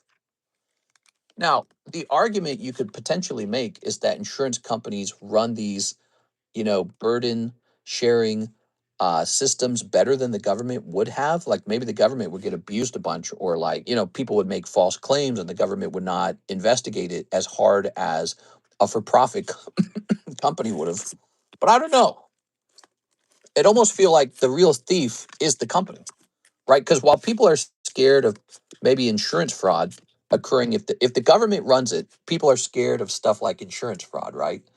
But isn't there already a thief called the insurance company, and they walk away with billions of dollars every year?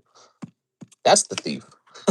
you know, if there was a parasite in the burden sharing system, well, that would be the CEOs and the corporate guys and the investors making billions of dollars. That is the thief. No one's a bigger thief than that guy. Pretty interesting. Grade her Ampharos. All right, let's grab the Ampharos. The last scary movie I've seen was 28 years later in the Bone Temple. So many stipulations with insurance, they always win. Yeah, insurance, it's really an outrageous thing. I think a lot of young people are becoming more aware of it, and we should just get politicians that want to change insurance. We talk about things that should be changed in this stream from time. Ooh, it's looking good. What? This is a good looking one. Oh, baby.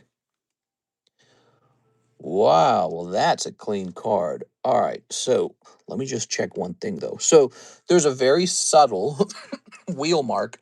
This won't cause you to lose the PSA 10, but it could potentially cause you to lose a black label. There it is. Do you see it? It starts right here. Do I have a... Here it is. So I know my eyes are so good at this. So there's a wheel mark right here, goes vertical there, and right here. My eyes are so well trained it can see them. They're like almost invisible to the camera screen. They're there. There they are. See it? Right here and right here. Now, that will not stop you from getting a PSA 10. PSA will not care about that. I will say this, though. Beckett might care about it. So if you're thinking about maybe Beckett, well, you ever wonder how a card gets like a 10 at PSA and then a 9.5 at Beckett? It might just be that wheel. Now, over here on the front, we're looking at, let's see. I'd be more comfortable if this was in its sleeve. Let's return it to the sleeve. Hey, what's up, Joe? Where have you been? First time seeing the live in ages. I don't know. Maybe YouTube hasn't shown you my live stream in a while. Welcome back, Mr. Joe G. Wow, I would have missed that.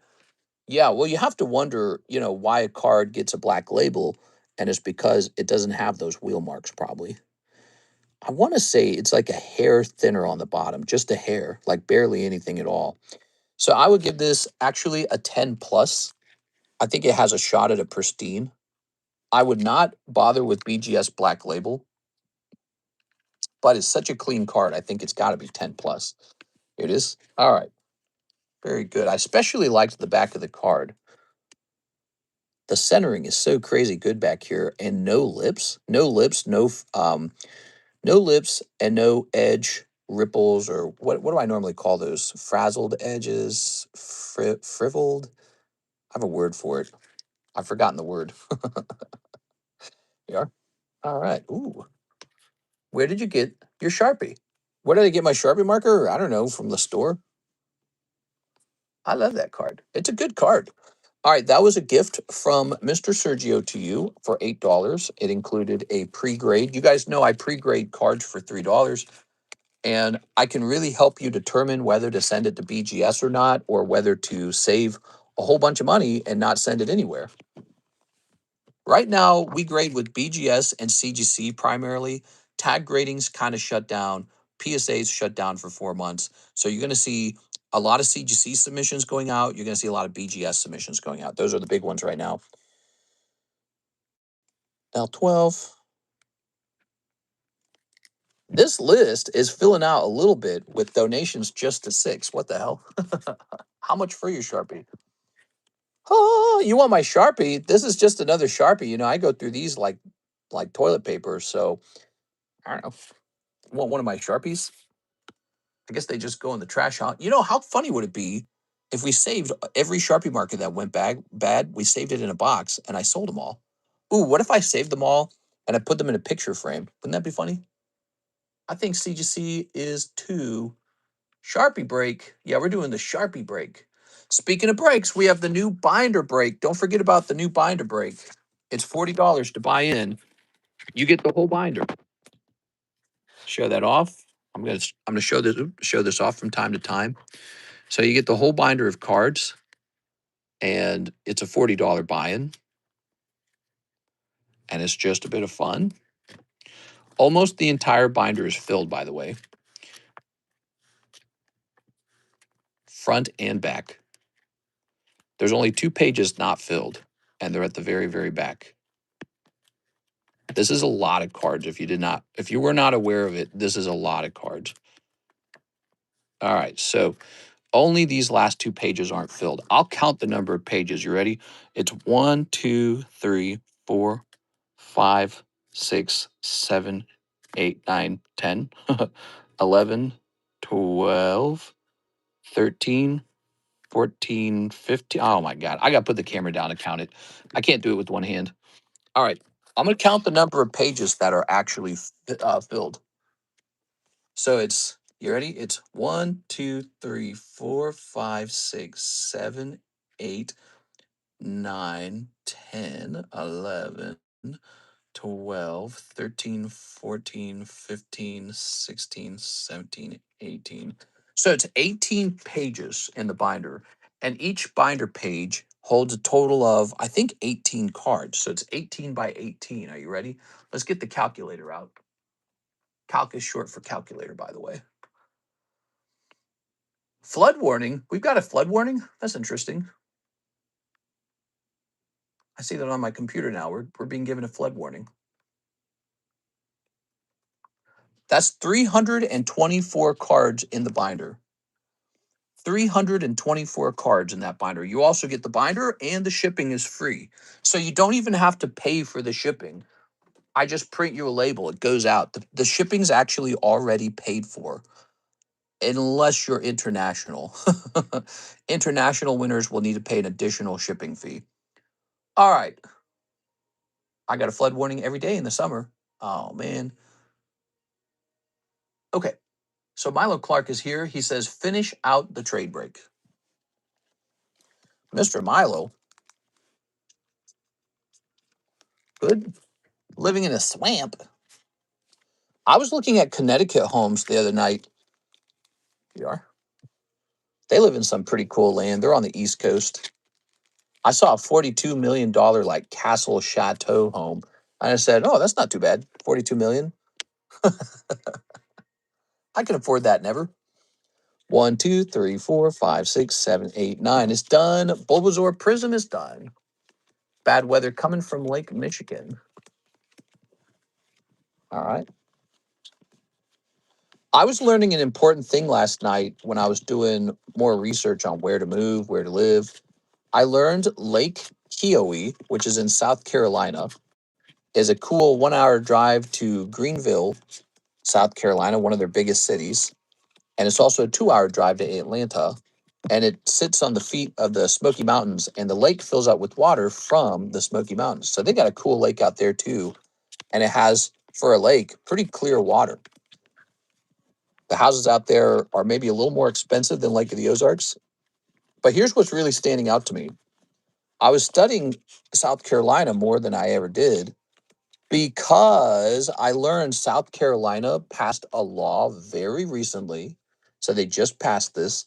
They passed a law that whenever the state grows, and by growing, I mean it receives more people and the income that it generates goes up, they're going to lower the income tax rate until it reaches zero.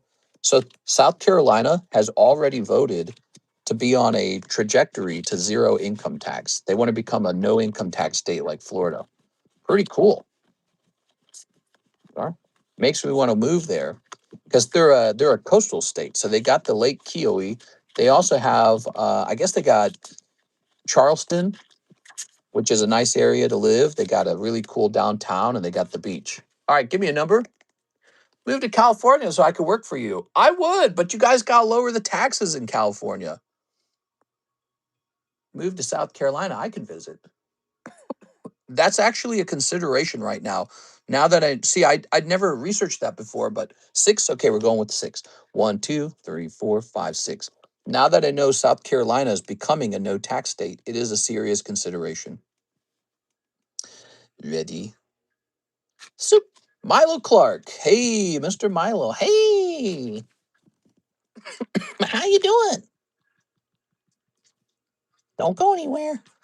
Here's Milo Clark. He drove to South Carolina a lot. Who did? There we go. I went to North Carolina. I went to Wilmington Beach, North Carolina. So I know what the East Coast beaches are like. Well, at least North Carolina's Wilmington's not really that far from Myrtle Beach. We went there. We spent a couple days out on the water. We did that a long time ago, like 8 years ago. So it's been a while. I bet they built a lot more out there. Okay, we're heading over to the Breaks History channel. And that is the second trade break that has gone off in the last 2 streams. Trade breaks are popular, maybe because of their dollar cost. Milo takes, I'm going to say Bulbasaur trade break Milo. Let's keep it in that format, 95 minutes. Good. Let's see. How long is the drive? I could tell you the drive from Missouri to some place like South Carolina would be about 15 hours. It would be really long. Ooh, ooh, we're getting some strong winds outside. What's that all about? Like it's going to storm or something. All right. Mr. Curtis Law with Curtis and Curtis Law. Have you been injured in an accident? Curtis says spot in the heartbreak. Yes, heartbreak time. Ooh, I got an energy card right here. I will steal it.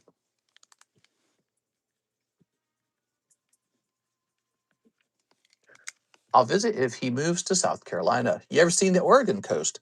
It's very pretty. I have seen it. Yeah, but Oregon's not being considered. Oregon's actually a high tax state other than sales tax. So Oregon's expensive to live in. Harbor. Oh, we're just putting it on the back, aren't we? There we go. Yeah, South Carolina, North Carolina are very, very interesting. People don't talk a lot about them. They usually only think of Florida when it comes to the beach. But South Carolina and North Carolina are kind of lower down toward the equator, so they still get warm water, but without the extreme heat of Florida. They're also not quite as prone to hurricanes, but they still get them. They definitely get hurricanes. But they tend to be not as devastating and not as often. So a lot of people are actually moving to these three states: Tennessee, North Carolina, and South Carolina. Those are some of the hottest states this year to move to. And the fact that South Carolina has already passed legislation to become a no tax state means that even though if I moved there tomorrow, I wouldn't benefit from the no tax state tax rate. Eventually, that would kick in. Maybe it would take 5 years. I'm not sure how long it would take. It would depend on how many people move in there. And yeah, so they're on a pathway to do that. Missouri is voting on that in August. It's all I care about right now. Like, I love Pokemon cards, but all I can think about is the Missouri vote on the no tax status. It's all I can think about. It's completely dominating every thought and everything I talk about. You know, my wife and I talk about it all day. Alabama beaches have less people. Yeah, Alabama has a sliver of high quality beach houses. How crazy is that? Here's Mr. Halil. What's up, man? All right, so he wants one Paldea Evolved. I might have a bag. It's been a while. Very cool, man. Paldea Evolved is an amazing set. We brought it back to the menu. Let's see, where is it? You got to have this on the menu because this set gives you a chance for the Paldean Magikarp. So you simply must have it. It's hot. We know, mister. I know. I talk about it a lot. I'm obsessed. We are. I'm obsessed. It's a very tough choice to make because sadly, I don't want to say sadly, but the decision is very complex because, oh, Tyranitar, nice. So you just picked up a Tyranitar. The decision is very complex as a result of Missouri also heading toward the no tax status. And because we got our lake houses for so cheap out here, we bought a 4,000 square foot lake house with a gorgeous view of the water. And it's across the water from the state park. So we can see the state park from our back window, and we got that for 650. You can't buy a lake house like that virtually anywhere else. I mean, you'd have to buy it in a junky lake or an unknown lake or in the middle of nowhere, which Lake of the Ozarks is a little bit in the middle of nowhere, but not quite. I mean, there's a lot of stuff getting built out here. A $650 million tax bonus has just been awarded to a company that's building Bass Pro Shop and a giant, I guess like it's a outlet mall. They're building a giant shopping mall complex that's going to have a bunch of new, like, I guess, restaurants and stuff in it. So that just got awarded to a group. And so they're about to spend $650 million making a whole shopping complex area. And that's going to be like 15 minutes away from me. Yeah, maybe more like 20 minutes away. And then they've got the little amusement park they're building. There's a lot of stuff going up. So it's like, Mr. Halil, it might be a new bag this time. Unless there's another H box, there is not. So let's get you a fresh baggie. All right, new baggie time. Ready? Hubby won't let me have AC on. He wants to pinch out every penny. Ree! We have a heat advisory. Tammy, we run the air conditioning every single day for all summer. Actually, not only do we run it every day, the house I'm living in has 2 air conditioning units, one on the left side of the house and one on the right side of the house.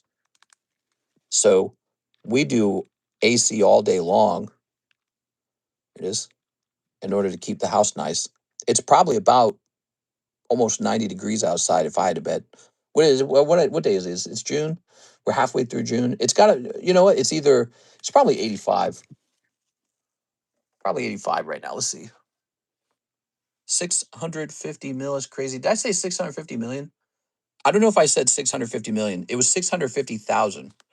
This house was 650, and I'm learning that that's extremely cheap for the amount of real estate that we actually got. I mean, it's just unbelievably good the deal we got, and it's kind of keeping us planted here because we don't want to give it up. Look this up. Camdenton weather.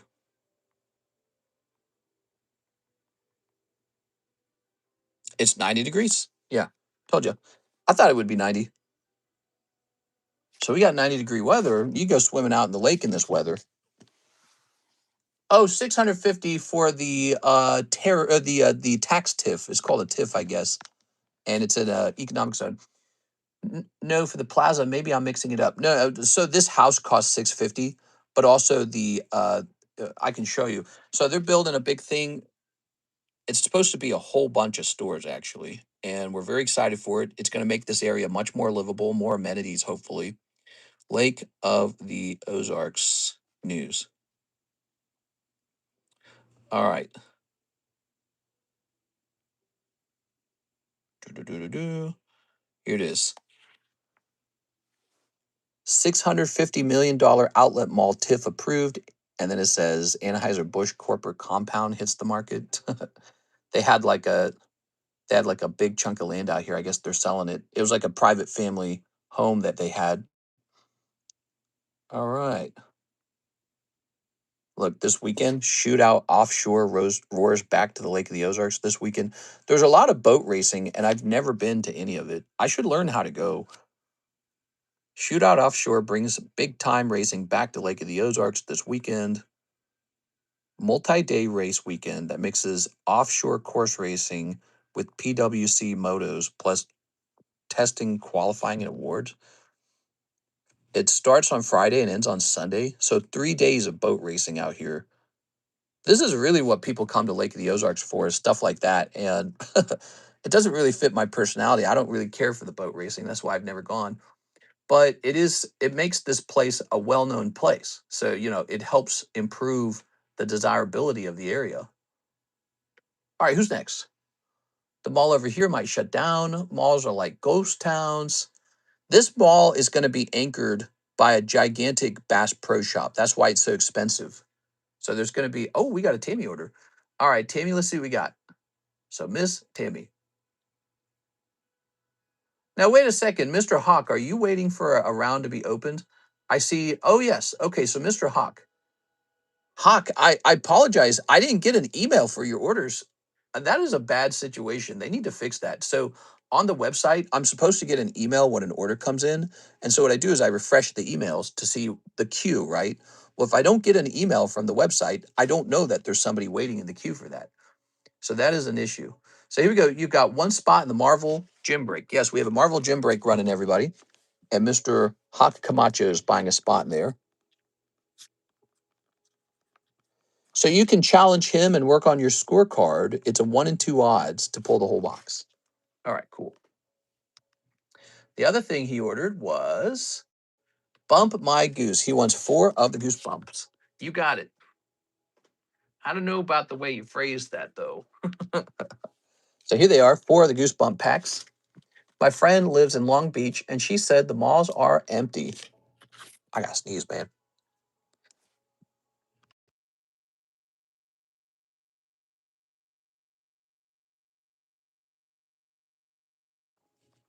Okay.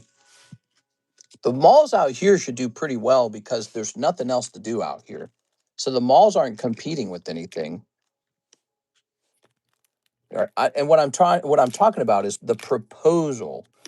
It's going to be like a shopping, walking district, essentially, with an anchor retail store being Bass Pro Shop. Bass Pro Shop always does well. There's a Bass Pro Shop out in Branson, and it's just loaded, dude. There's just always people walking around it. And it's, it's a lake, so you'd think that Bass Pro Shop would have already opened up a while ago out here. It's just such a good place to open. Like, Bass Pro Shop, gigantic lake. You'd think they would have already had a store. Here goes. All right. Mr. Halil, he says, did I miss my pack opening? Yes, sir. So you had one Paldean booster pack. Here it is. And I did look for a baggie for you, but I could not find one. So we started a nice new baggie. Ta-da! You got a nice new baggie. Thank you, Mr. Halil. All right. My friend lives in Long Beach. She said the malls are empty. Yeah. Let's see if there's a glow in the dark card again. Yes, let's see. So we've got Crazy Zombie. I don't think we've pulled a glow in the dark card, have we? We pulled one foil. What is going on here? That looks like a plant with the face.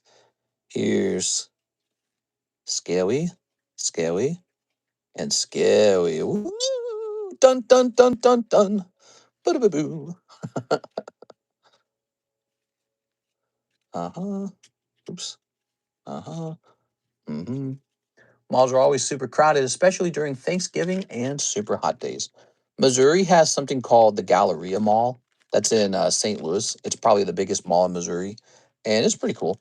You know what I noticed with malls though? Let's see. I go to two malls, the Springfield Mall and the Galleria. One of the things I've noticed is a lot of the shops are so bad. Like they're just perfume and Bath and Body Works, which is just a different kind of perfume. It's lotion with perfume in it. And candle shops, that's a perfume. And cologne shops, that's a perfume. Have you guys noticed that? Like, it feels like the shops at the malls have changed a little bit. Ooh, you get the spooky mask. I feel like the shops at the mall, they used to be more clothing oriented. And now there's a lot of like scented candles and, rocks or something. Hey, whoa, whoa, whoa, look at that. I think this is the best card we've pulled out of here. That's a close up of the creepy marionette puppet. All right, that's definitely the best pull so far. Wow, slappy. Okay, so this is also an embossed card or whatever it is. It says, hold the card up to a light and then look at it in a dark room. Oh, you did it. All right. 1 Mississippi, 2 Mississippi, 3 Mississippi, 4 Mississippi, 5 Mississippi, 6 Mississippi, 7 Mississippi. I can count to 10, okay? 8 Mississippi, 9 Mississippi, 10. All right. Ready? So just turn this off. Aha, there we are. I don't know if you can see that very well, but that did glow a little bit. Obviously, I could try turning all the lights off and holding it up to the light longer, but you know, it there's light coming in through the window, so it's not going to be that powerful. What? It glows in the dark? Damn, Mister can't count to 10. His eyes close? Graded. Yeah, I'd grade that one. That one's cool. A lot of these Goosebump cards are pretty goofy looking. They don't actually look that scary. Or, like they don't remind me of the books that much because they're illustrating a scene from the books. And this one actually looks like the books for a change. Creepy. All right. Very cool. You'd think that more companies would use glow in the dark as a trick. Okay. Cool, man. I'll give this one a top loader for fun. Oh, I'm gonna have to buy top loader. It's gonna cost hundreds of dollars. Do you guys remember for like the first 6 years we did zero top loaders? Remember that? We did exactly a zero top loaders. I just noticed the pack art is different. Ready? What we got here? The plant, checkerboard place. Be careful what you wish for. Okay, here's this creepy guy. See? Creepy. This has been pretty fun. I just want to point out, ooh, look at that. I just want to point out we're not going to buy another box of this. This is a one-time event. I want to have more one-time events on the stream. In fact, you guys, if you want to recommend what the next one-time event is, I'd love to get it. Is what you guys would like to try after this. There are glow-in-the-dark rats, you mister. Bob Ross cards. Bob Ross cards? That's an interesting thought. Yes. Let's see. Oh, look at that. Ooh. Dun, dun, dun, dun, dun. All right, there you have it. So the creepy marionette puppet will be your big hit. Do you guys remember back in the day, they started making the covers of Goosebumps better and better? Like they started adding like embossing to it, and then the covers had like hollows to it. They did the same thing with Animorphs. Who remembers Animorphs? What's this? Did my phone go off? Oh, a rubber room. You should sell Pogs. We could have that be an event. We could do Pogs. Mr. Hawk. Mr. Hawk. His name is Hawk. He's got a large bird. Let's grab this. Putting this over here.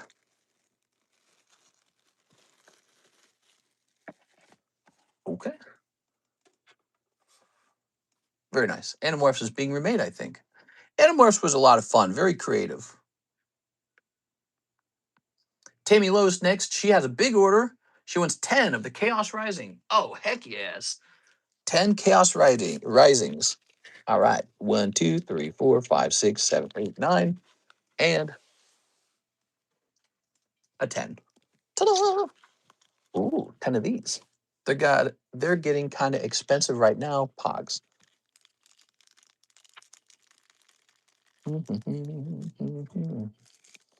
Step number 1.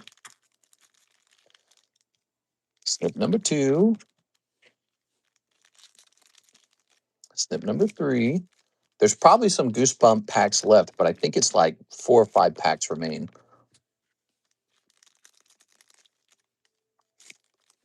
All right.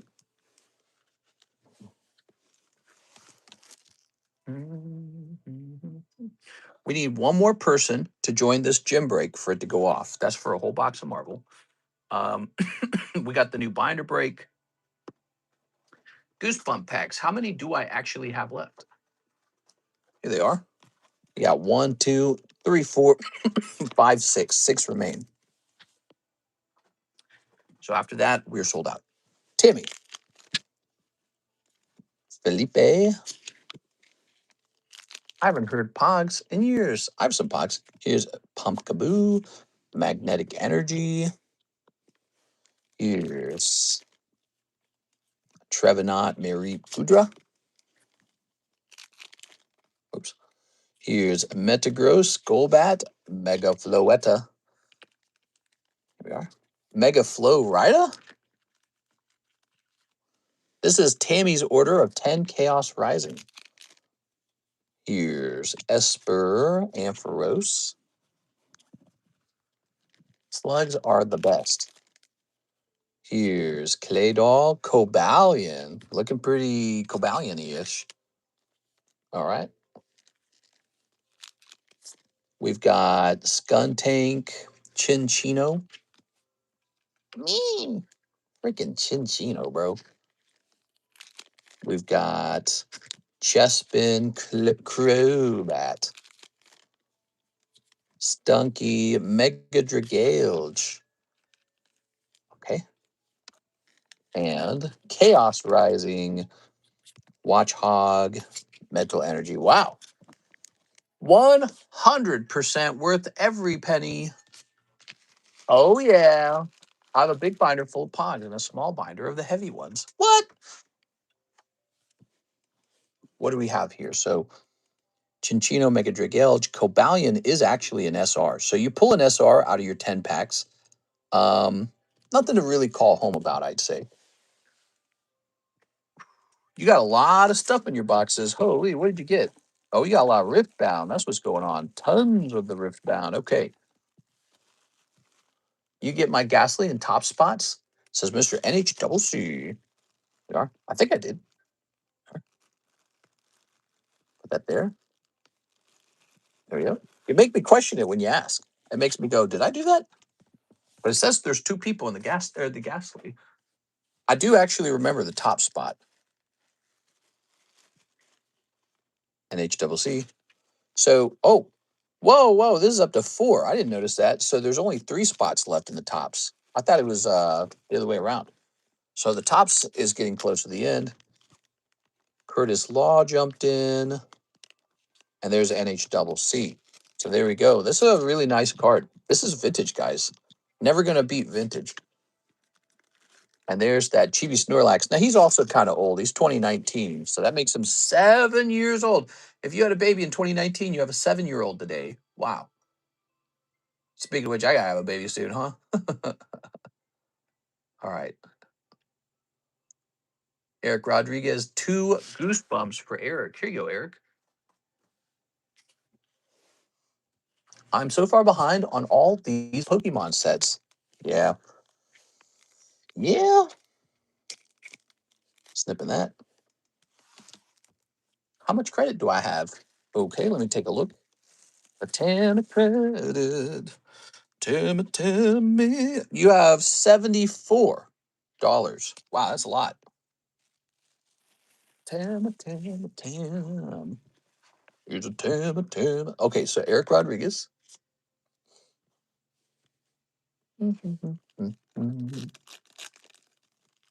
Oh, ooh. Leaf Guy. Checkerboards. The throwing up dummy. The mummy. Aha, you got one of the sticky stickers. Okay.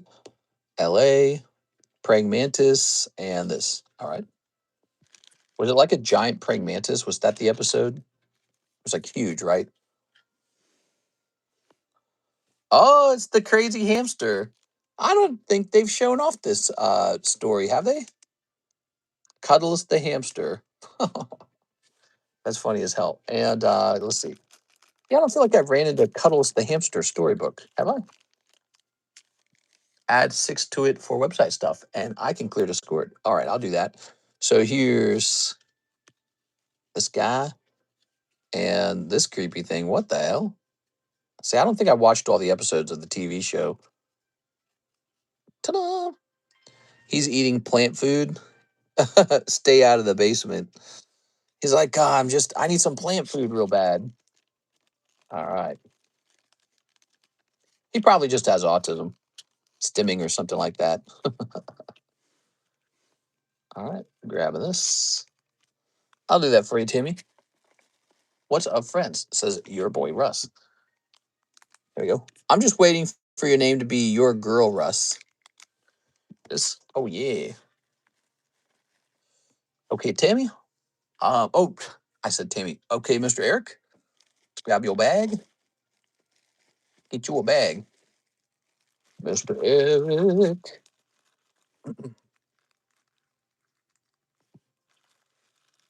I just watched Cyberpunk Edge Runners. Oh my gosh, I almost cried. What?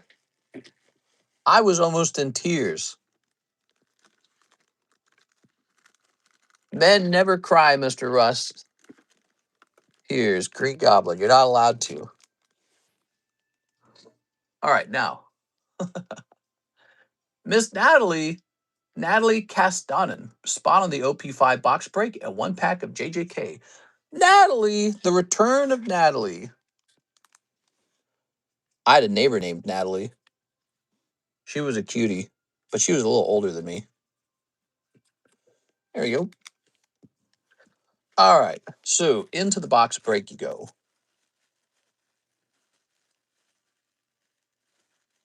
The One Piece box break.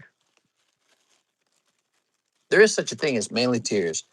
You may only cry at a relative's funeral, and it has to be like one tear rolls down one of your eyeballs. That's it. No ugly crying. 1, 2, 3, 4, 5, 6, 7, 8, 9, 10, 11, 12, 13, 14, 15, 16, 17, 18. Is that right? Did I read that right? 1, 2, 3, 4, 5, 6, 7, 8, 9, 10, 11, 12, 13, 14, 15, 16, 17, 18. Did I miss something? Because I thought we were at 16. All right. So we're at 17 out of 32 on the One Piece box break. Now, she also ordered a JJK pack. What? Jujutsu Kaisen? I would love to sell you a Jujutsu Kaisen pack. Love to. Ta-da! It's 18. There we go. The number that Jeffrey Epstein hates the most. I hate that number. Well, this way. All right, we've got Idol Transfiguration and Panda. We have a lot more of this product if you want any more. Gonna buy a Powerpuff Girls box and send it to Mister. There's Powerpuff Girl cards. We could do that next. Miss Natalie. What is all this? Meow, meow, meow, meow, meow, meow. Meow, meow, meow, meow, meow. Guess I'll put these over here. Oh, we need to look for Tyler Land's slabs, right? We were talking about that last night. I went looking and I didn't find it right away. Aha, Miss Natalie. Look how I put your name on the top and it made it so easy to find that bag. What a great idea that was. Powerpuff Girls. Tears of Joy. All right. No tears of joy. No crying aloud. If you cry, we'll relentlessly make fun of you and you'll lose your man card forever. All right, let's see. KU? Oh my God. How about any old stuff? I don't know about KU Powder Puff Girls, Powder Puff Donut Girls. Here's a 2002 collection. Is this from Artbox, huh? That doesn't look very good, to be honest. I'm sure the KU set is got some fun pulls in it, but I don't know how to feel about KU cards at all. All right, let me look into this.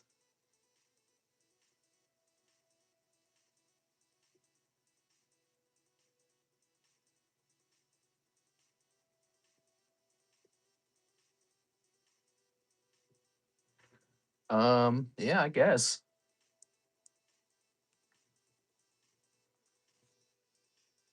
So I'm gonna grab this box of Powder Puff Girls.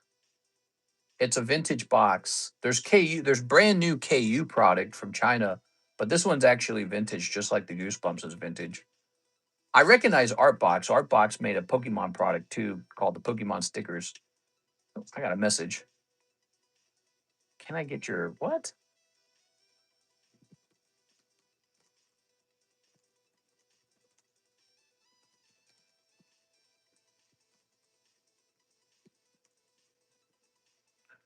All right. This seller needed my full name and address.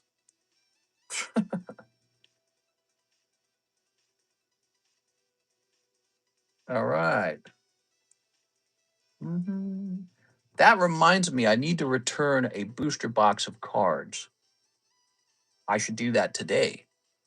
All right, we have an order from Miss Six. Let me see. There should be a FedEx office near me. FedEx near me closes at 9 p.m. I should do that today because I can't afford for that to not go through. So Miss Six is taking the other side of the marble break. It is Miss Six. All right, so we need these things over here.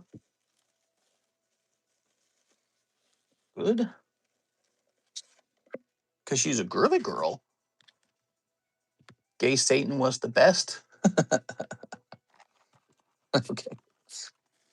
He had like a voice. I can't remember. Very floaty voice. Yeah, it was kind of like Gay Satan, wasn't it? Six and Mr. Hawk going off right now, guys. Good luck.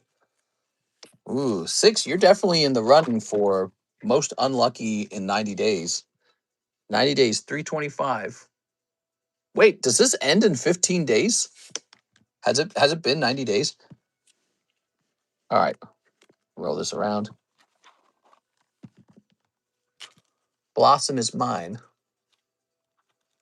We got some powder puff girls coming. Some weird ass powder puff girls. There's a little bit of the Goosebump packs left. 6 packs remain. Bubbles was my favorite. Mojo Jojo. Yeah. They remade the show, didn't they? Was it any good when they remade it? Didn't they bring it back? All right, here goes. Mr. Hawk with Frogadier, not bad. How about you, 6? Oh, but it doesn't he beat Blastoise. Blastoise comes in and crushes Frogadier. Round 2. Oh my gosh, you got cucked by Phoebos again. Oh my lord, this man just pulled Phoebos in 2 rounds. Okay, what does 6 pull? Rayquaza. It wasn't even close. Wow. Wow, that's Pat Gibbs's. See who donated it? Pat Gibbs donated it. Wow, that's wild stuff. Killed by Phoebos. Phoebos is like, here you go, bro. Oh, this corner's kind of going bad. That's not good. That is just too bad, Mr. Hawk. My first win. Yeah, actually, if you look at 6, Mr. Hawk, look at how bad it got for her at some point. It's 1 and 8. One win, 8 misses. 8. That's pretty extreme. So 6 is now having her first win in a long time. But you're also on a little streak. So you're 2 and 5, and she's 2 and 8. You are? Sorry, Mr. Hawk. Okay. It's all that one guy. The one guy got so many wins. He made it unbalanced for everybody. Here goes Miss 6. Good luck with your marble box. I'm happy it goes to 6. No Buttercup fans? No.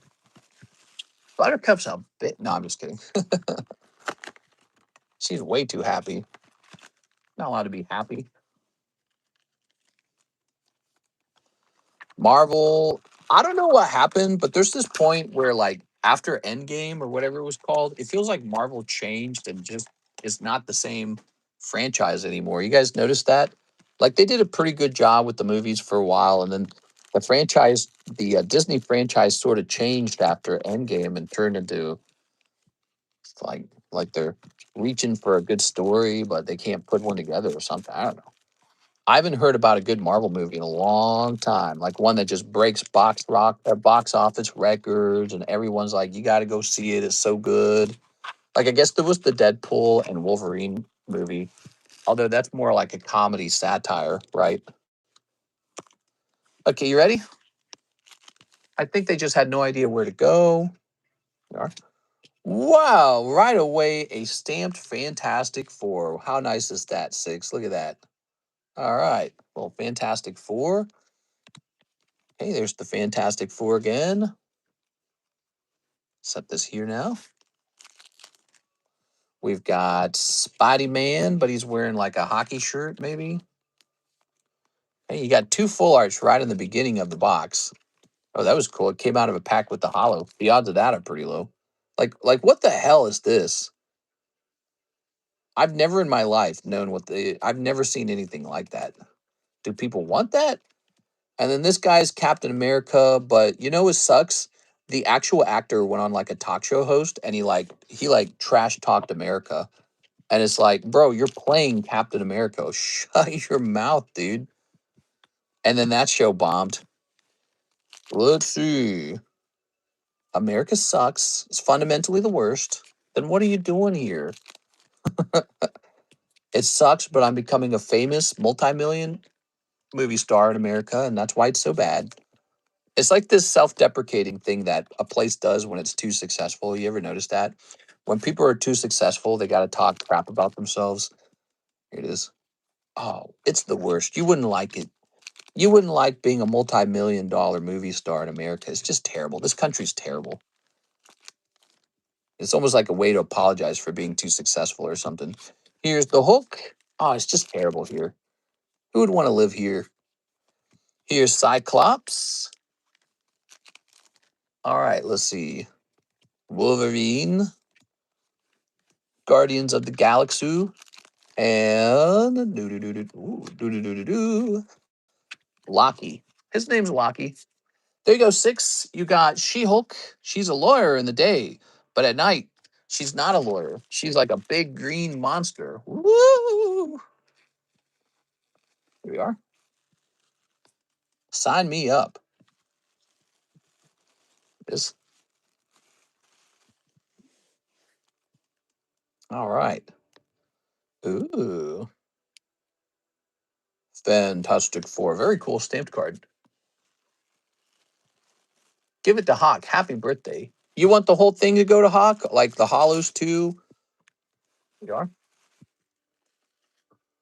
Hawk with an H, which has a box rat over here. Okay. All right, Mr. Hawk, you're getting a donation from 6 for the nice cards, including the stamped Fantastic Four card. That's a nice card. That's pretty gradable, actually. I'll put this in here. 6. Okay. What is this? A summer of love? Oh, he can have it. Your donation is a $60 donation. So this is $110. Whoa. 6 on the donation spectrum over here. 110 is pretty high. Let's see. Kip, Arabi, L12. Hawk is 107.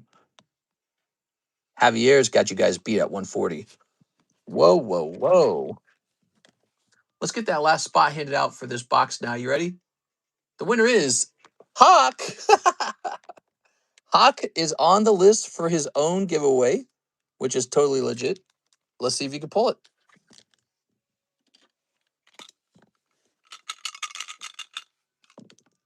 Landing on 13. Who's 13? What? You would think it's loaded dice or something. How does Alexis keep winning this? I have to send her a picture of this. Give me a second. I'm going to send her a picture. How is that possible? All right, wait a second. I'm going to send her a picture.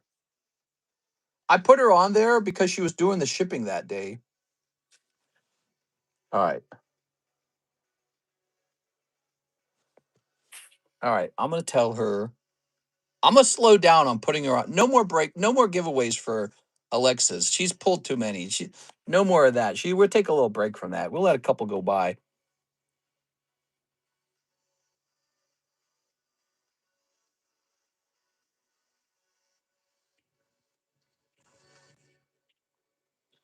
All right. She says, "How did I win it?" There we go. What does Alexis do with all these slabs and boxes? So I give them to her when she comes in to do the shipping and she takes them home. She doesn't actually have that much. She has those magic cards and she just pulled this. The house always wins. I'm gonna stop putting her on these giveaways because it's crazy. I put her on there, but I don't expect her to actually win.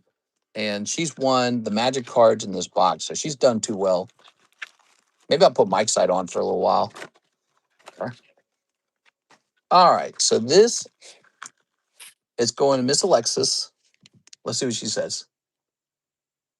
She says, "Open it live, lol. I am." All right. All right, check it out. We're already opening it. What I do, Alexis, is when you're here doing the shipping, I'll toss your name into the giveaway. We are. And this time you've actually pulled the box. How crazy is this? You actually pulled some magic cards too earlier. She said, "Give to her bestie 6." Snipping this. Let's see if it's a lucky box. What if it's a Captain Pikachu box? All right, are you ready? So, by the way, Alexis, this box is like a $90 box. We've got Pikachu. Okay. Obviously, that's Captain Pikachu, but it's just the standard hollow. Here's a little Oinkaloni. 6 equals Alexis. Every now and then, Miss Alexis, I confuse your name and 6's name because your names phonetically are very similar. Here's, oh, well, not bad. A little shiny Pikachu. That's actually a popular card in English. That's not bad. Here we go. But that's going to be a Chinese version of the card. Does that mean no AR in this round? That's going to be a stamp Pokeball. No way you. Here's wait, she got two of these? Isn't it just one per box? It is. I don't know that Pokemon's name. I can't remember it. It's one of the new Pokemon with the funny names like Floratato or something like that. Figurino. Stamp Captain Pikachu. It's not a bad box. Decent box. Here's the doggy.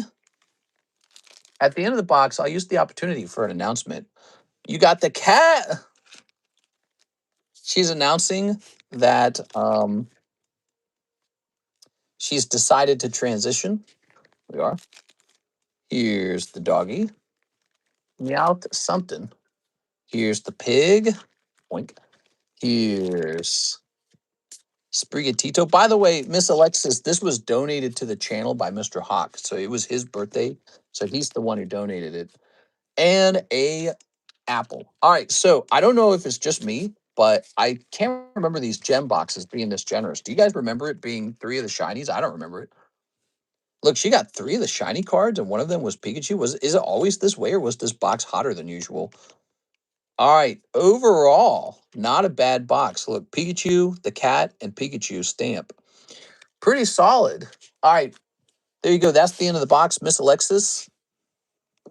And these were those magic cards. Let me show them over here. You actually pull some magic cards in a very unlikely odds over here. Look, this was also donated to the stream, but this time by Mr. Brandon. So he donated some Magic the Gathering Spoodermans. All right. Usually one hit. That's what I thought. So this box had bonus hits in it. Wow, that is some crazy ass luck. Look at that. Crazy. Okay. I told them, Alexis, I told them I can't put you in any more giveaways. You've won too many times. It is. All right. I'm gonna set this back up here. Very nice. I'm always winning. All right. What'd you want to say, Miss Alexis? I'm gonna look at the queue. We took care of Miss Natalie. I'm pregnant. What? Yay! I knew it. Says 6. So Miss 6 is order is done. 6 says 3 of the gem 1. You got it. Are you gonna name the baby after me? She said the baby's gonna be named after the Cardconomist. That'll be the baby's name. Cardconomist. There you go. Probably not. All right. Whoa, look at this. I'll snip this. Wow, you're naming it after me? We'll snip this. Good. Are you guys at a point where you know if it's a boy or a girl? Or is that like too early? Here's gem 1, code, gem 2. Whoa, that was pretty easy. 6. Look at that. What's this guy's name? Fui Coco or something? Okay, nice of her to announce it on stream. Yeah, I already knew. I just didn't want to. I didn't feel like it was really my place to talk about anything private. So we are. There it is. All right, Miss 6. Place this over here. Pretty exciting, huh? All right. Let's grab this baggie over here and pop these in. Okay. And I'll place this over here. Lovely. Yeah, congratulations, Miss Alexis. Everyone shipped before the baby gets here.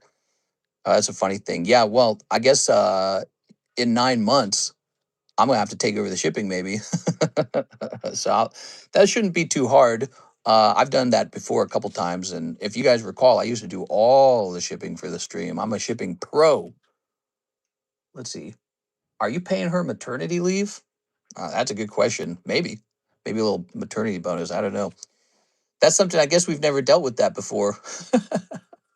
We're pretty scrappy. We don't have any official policies or anything like that. But she is having triplets. She told me she's having triplets, so she's probably gonna need the bonus. Nah, I'm messing with you guys. 4 kids. Let me have a sip.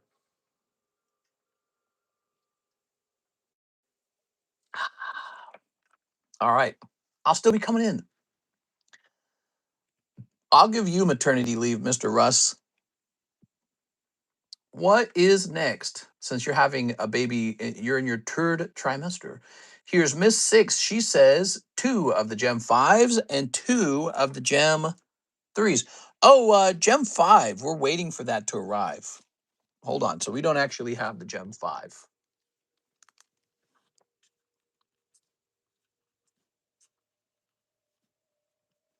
So we're waiting for this to come in. I thought I marked it as coming soon. Maybe I didn't. That'd be crazy. Triplets. Yeah. Actually, my mom thought she was having twins once. Her family had a lot of twins, and but no, it never happened. I think my dad wanted twins. I remember 2 Gem 3s. I think it's riskier to have twins, but it's like nice in another way. Aha! Give me more Gem 3 then. How does it translate? Help me out. Tell me how many more packs you need. All right, let me grab another box.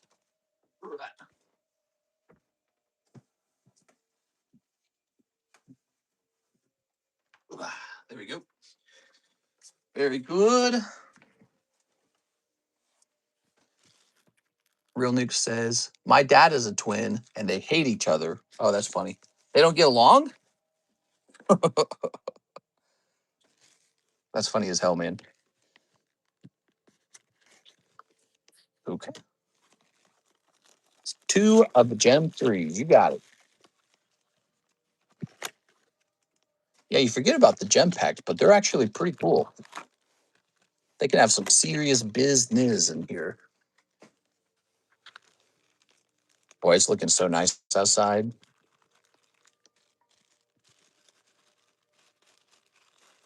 Okay. I was weighing myself today and I'm lighter. I'm down like another pound. It's pretty cool. Let's snip this. My dad's Mexican. Dun, dun, dun, dun, dun, dun, dun, dun, dun. Here's. Ooh, I got items ending that I'm supposed to be watching. This Pokeball. What time is it? 5:54. All right, we need to wrap up in about 5 minutes, guys. Let's put a pause on any new incoming orders. Here's a nice little Master Ball Gengar in there. Here's Sablage. Here's Miss Magus. My mom is a twin. No, they haven't talked in years. It's weird. Huh, that's crazy. Fighting with a twin, huh? What does that say about you? Maybe that suggests you're a disagreeable type. I don't get along with my brothers too much either. I got one brother I talk to on a rare occasion.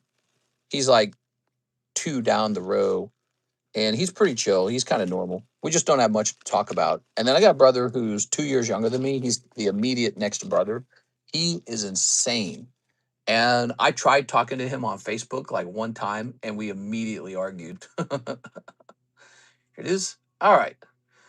Here's Jose Arredondo, 2 Pokey Shuffles. I was like, all right, see you later, bro. Isn't Master Ball Gengar a big hit?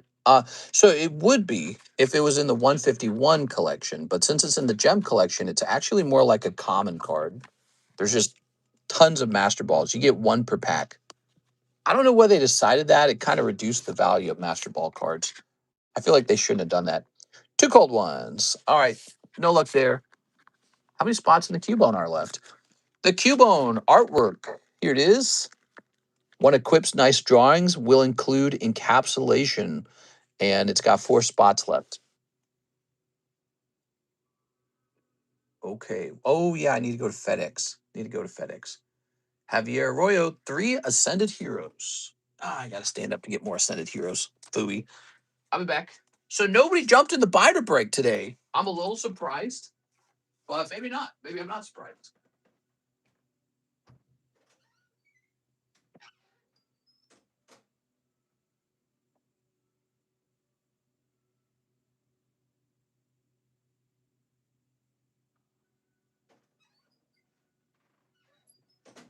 thought maybe putting the cards in the binder would make it more cool of a break. But there's a lot of competing breaks, including all of these graded cards. Ready? Let's see the Southern Island Mew. I think I might have it here. Is it here? Sometimes I keep my nice cards right next to me while we stream. And yeah, here we are. Go. These cards were purchased back when they were somewhat affordable. I got the Southern Island Mew from a guy for like $5,000.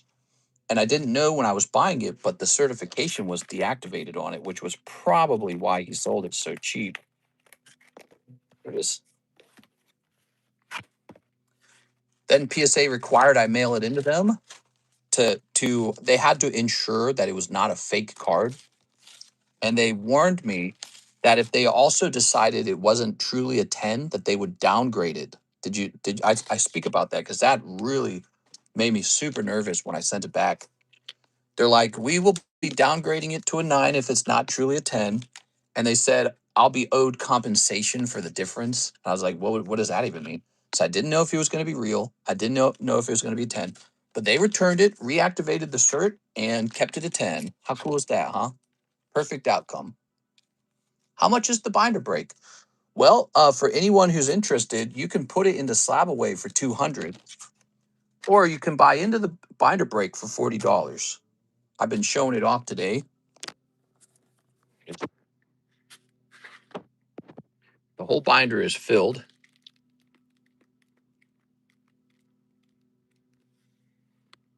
It is.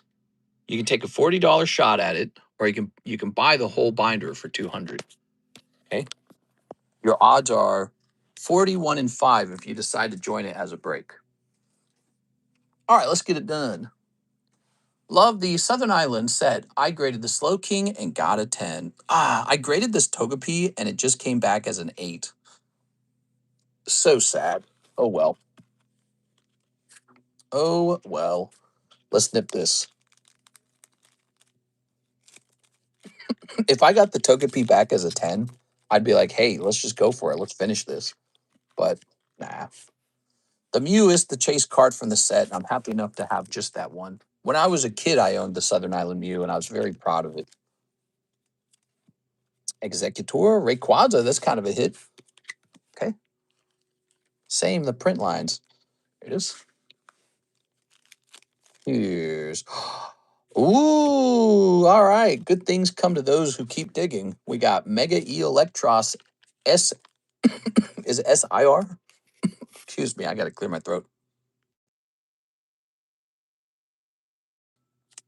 All right, and we've got a little Psyduck. I happen to like the Psyduck Love Ball as well. Here you go. Pretty good. All right. Good thing about those last 3 packs, huh? Really makes up for the earlier packs that were pretty chilly. So, but there was an SIR around the corner, actually. That was the truth. Mega Electros. Cool, man. All right. What do you guys think the Southern Island Mew is worth today? Huh?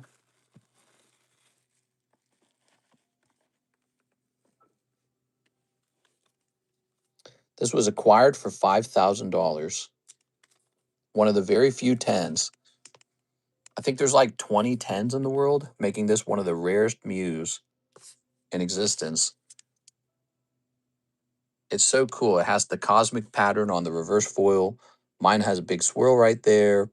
And, it's also got Charizard in the background there. It's got a little rainbow in the background. It's just so cool in every way. This card is still population 20. So this card was population 20 when I started collecting in 2019, and today it is still population 20. So they're all graded. There's probably no more of these. You're looking at one of the holy grail cards in the hobby from you. The other one's probably that Expedition Mew, right? So that guy's pretty good as well. Look at this guy. I bought this in 2025 when I sensed a change in the market. 2025. While some people were liquidating because they thought, oh, the market's good, let's liquidate, I was buying. And I think I bought like $90,000 worth of slabs in just a few months. And so in February, I bought this for 3.8. I picked one out that had a nice swirl, got a big swirl by his belly. Look how perfect that is. And so I'm very happy to own that as well. Shining Mew from the Koro comics was one of the cards I'd known about for a long time, but I was never buying it because I knew there were too many of them and that they weren't moving up in price. So I always said this thing. I said, you got time to buy one. But when the winds started blowing for the market, and I felt it in my sales, I said, okay, wait a second. You better grab a Shining Mew before it jumps from 4,000 to 6,000. That's why I said, boy, it went way higher than 6,000, didn't it? I thought it would go from 4 to 6. It went from 4 to like, I don't know, like 15 or something, or whatever it is. I think it sold for 150. 150,000? Last I heard it sold for like 100, I think. I don't know if it sold for 150, but he's worth something, man. He's worth something. I actually had Black Label Blaster reach out because he wanted to buy the Mew from me, and so there's a number of guys who would like to acquire this exceptionally rare Mew card. He's a top Mew.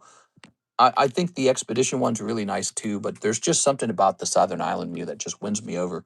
This is like the Southern Island Mew. I love this card too, the Masaki Gengar.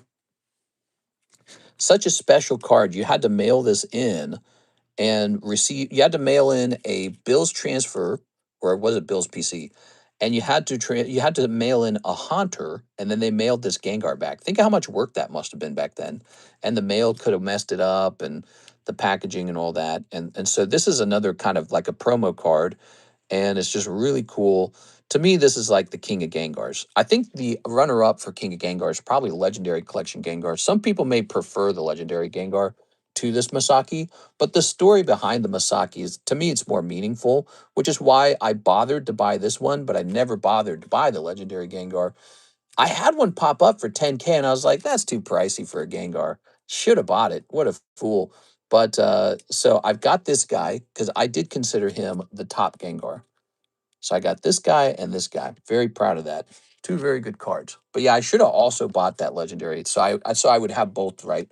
I mean, I had chances to buy the Expedition Mew too, but I didn't. I kind of ignored that. Look at this. I'm wondering if PSA will keep grading these. But this is the Charmander cigarette Charmander on the actual PSA website. This is the one. So if you go to their website, if you scan this and go to the website, you're going to get the photo of this guy. So they used my Charmander for the website. Pretty cool. I call it world first because I guess it is. And I most recently sent them another Tora Karuta to grade, and they rejected it. They said we're not going to grade it. So I'm wondering if I'm sitting on some PSA graded Tora Karutas, and PSA is not going to keep grading those or something. I'm very curious about that. All right, thank you very much. Let's see what's next. We have Mr. Kip F. He says, a Cubone spot. You got it. One Cubone spot. I sold my kid for a booster pack, and I got Pooh RNG. Masaki's better than the Legendary Collection. I really do like the Legendary Collection. It's exceptionally rare. The Legendary Collection has a ton of aura. It looks fantastic. The artwork is the classic fossil artwork, which is one of the best. But just when you really think about it, this is like one of those insane trophy cards almost, where it's like just this weird little thing. This was a promo, and it just has such a much more interesting backstory than, well, it's just a pull from the Legendary Collection set. Here it is. But again, that other Gengar's real, real up there. He's a very beautiful card, so that's one of the reasons why he wins. But you know what I did instead of the Gengar? I bought 3 of the Charizard, so I thought I was doing a good job. But apparently I should have grabbed one of the Gengars too. I didn't realize how important Legendary Collection was going to be. None of us did. I mean, if we all knew what Pokemon was going to do, we would have been buying all the Legendary Collection. We would have been buying all the Gold Stars. It's only in hindsight that you go, oh, of course. Of course I should have been buying all the Gold Stars. Duh. All right, but there's no Gold Star Gengar. But there is a Legendary Collection Gengar, and there's a Masaki Gengar. I would not part with that thing for anything. I shouldn't say that. There's a price for everything. This is $1 million card to me, and it's not $1 million today. In fact, even the first edition base set Zard isn't $1 million yet. He's a $500,000. So this won't be $1 million anytime soon, but he will reach $1 million. The Zard, the base set Zard, he'll go to like $5 million one day, and that'll be $1 million card. He's very cool. Here's Javier. He's the kind of card you put up in a museum. Here's Javier Arroyo. 3 Ascended Heroes, 1 for 6 and 2 for me. What? You got it. Mr. Can't Read. Hey, give the spot to a mod, please. I could not send the message on PayPal. Ooh. So you're giving away a spot in the quip art to any of the mods. Is there a particular mod you prefer, or do you want it to just be like a mod contest? Yeah. Which mods are here right now? You got 1 for 6 and then 2 for Mr. Javier. What's something you look for that shows you cards are undervalued? You're asking a very, very classic question. You're asking a question that a lot of people ask me all the time. They go, how do I make money on Pokemon cards? How do I buy one that's going to make me money? I've thought about writing books on this subject or having like a Discord server guide that you can, instead of a book, you just go into the Discord server and it unlocks some channels for you or something like that. So I've thought about selling some of my strongest ideas about how to win in the card hobby. We are. But we also do talk about it live. So let me snip this. That's for Javier. And this one is for 6. Read Dark Knight's message. Dark Knight says, just to confirm, you don't have any XY Blue Charizard boxes left in stock. So I have them in stock. I just don't know if I want to negotiate the price at all. We are. Yeah, I actually have like 6 of them. Here's 6. You ready? Here's Chico Rita, Bonnet, Mag Cargo. 1 cold round. There you go. Okay. So when I say out of stock, essentially what I'm saying is they're not gone. It's just I don't really want to sell them. That's what it means. So I'm tossing this over here. Maybe I remove it from the menu real fast. All right, Javier. Here's Charge of Bugs, Nam, King Gambit. And here's another Iona. Man, we pulled a lot of Ionas. I must have misheard you. I think I told you that I was sold out, but basically that's just a way of me saying I'm sold out of the ones I want to sell. That's what that means. So I didn't say that part, but it's just a brief way to say that's okay. I'm just going to hold these. Here's Javier Arroyo. Here we are. Sometimes I'm in a rush and I just kind of say that and I just kind of run back to the next. There's like 20 messages sitting in my inbox right now. So I always have like 20 messages I'm trying to respond to. So I was probably very brief with you, but I'm not trying to be like rude or anything. But so I offered a price and then you counter offered and I said sold out. And that's because for that particular set, I'm not looking to liquidate. So those are a hold. And, I'm more likely to go buy the next one and just go put it in with the rest of them. All right. Here's Mr. Joseph Smith, 1 Harry Potter. Let's get you your Harry Potter, Mr. Joseph. Yes. All right. You ready? Just collect what you want. Eventually, it will go up. Yesterday or the day before, Mister, I got Quips Haunter. Don't know. I said shipping. It should be on the way to you. Yeah, the Quips Haunter, that should have been shipped. Miss Alexis came in on Monday and did the shipping, and then it got picked up Tuesday. So I know it was a bit slow. Normally it would have gone. Normally it would have gone out Friday, but I was in Nashville, Tennessee Friday, so the house was all locked up. Here's Gone. Here's Streeler. Here's Rope Bind. We had the Fortress on lockdown, and we went to Nashville for like 1 day, and then we hustled our way back home. Here's Quidditch. Here's Strategy Session. Here's Race for the Snitch. Here's Potion Class Disaster. That's going to be your rare. No worries, just checking. I think you gave away 6's cards. No, I put her cards in her bag, right? Yeah, I put her cards in the correct bag. All right, I still have my Southern Island Mew 9 that I bought from you. Isn't that great? I'm glad I hosted those. I hosted those because I knew how rare the PSA 10 was, and I said, I got to get some of my followers got to have some of these PSA 9 Mews because the 10s are going to be unobtainable. And what's going to happen is the PSA 9s are going to explode in price. So that's what I was saying back then. And I was telling you guys that. And so I bought a number of them, and I think we added a little premium to them too. And I think if I recall, there was like an angry conversation about that. Somebody in the stream didn't like that. There was a little premium on the ones that I broke or sold or put into slab away. Back then, I think we were introducing the idea of the red label. So the red label back then was pretty new for slab away cards. And so the red label was like this price where it's the price I obtained it at plus a premium, and then I would go acquire another one off the market. So it sounds like it's unfair until you realize what it really is. It's literally a loan. It's like a bank loan. You're borrowing $400, $500 from a person, and there's going to be a fee to that. And then that person restocks the item. And so, it's the cost of the loan. It turned out anybody who bought those PSA 9 Mews, Southern Island Mews, even the red label ones, did extremely well. They did extremely well on it. So it was a gamble for both of us that it would go up, that there would be demand. And the gamble worked. The gamble was a huge win, actually.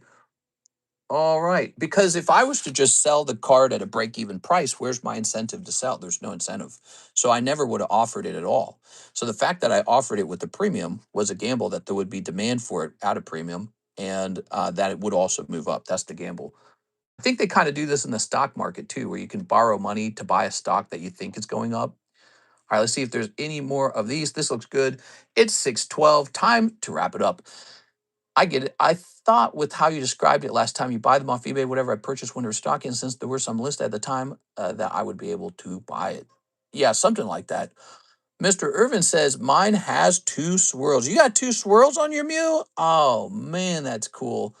So if I probably sold that to you for like 400 or 450. I bet you I sold it in that range. I want to see what that's going for.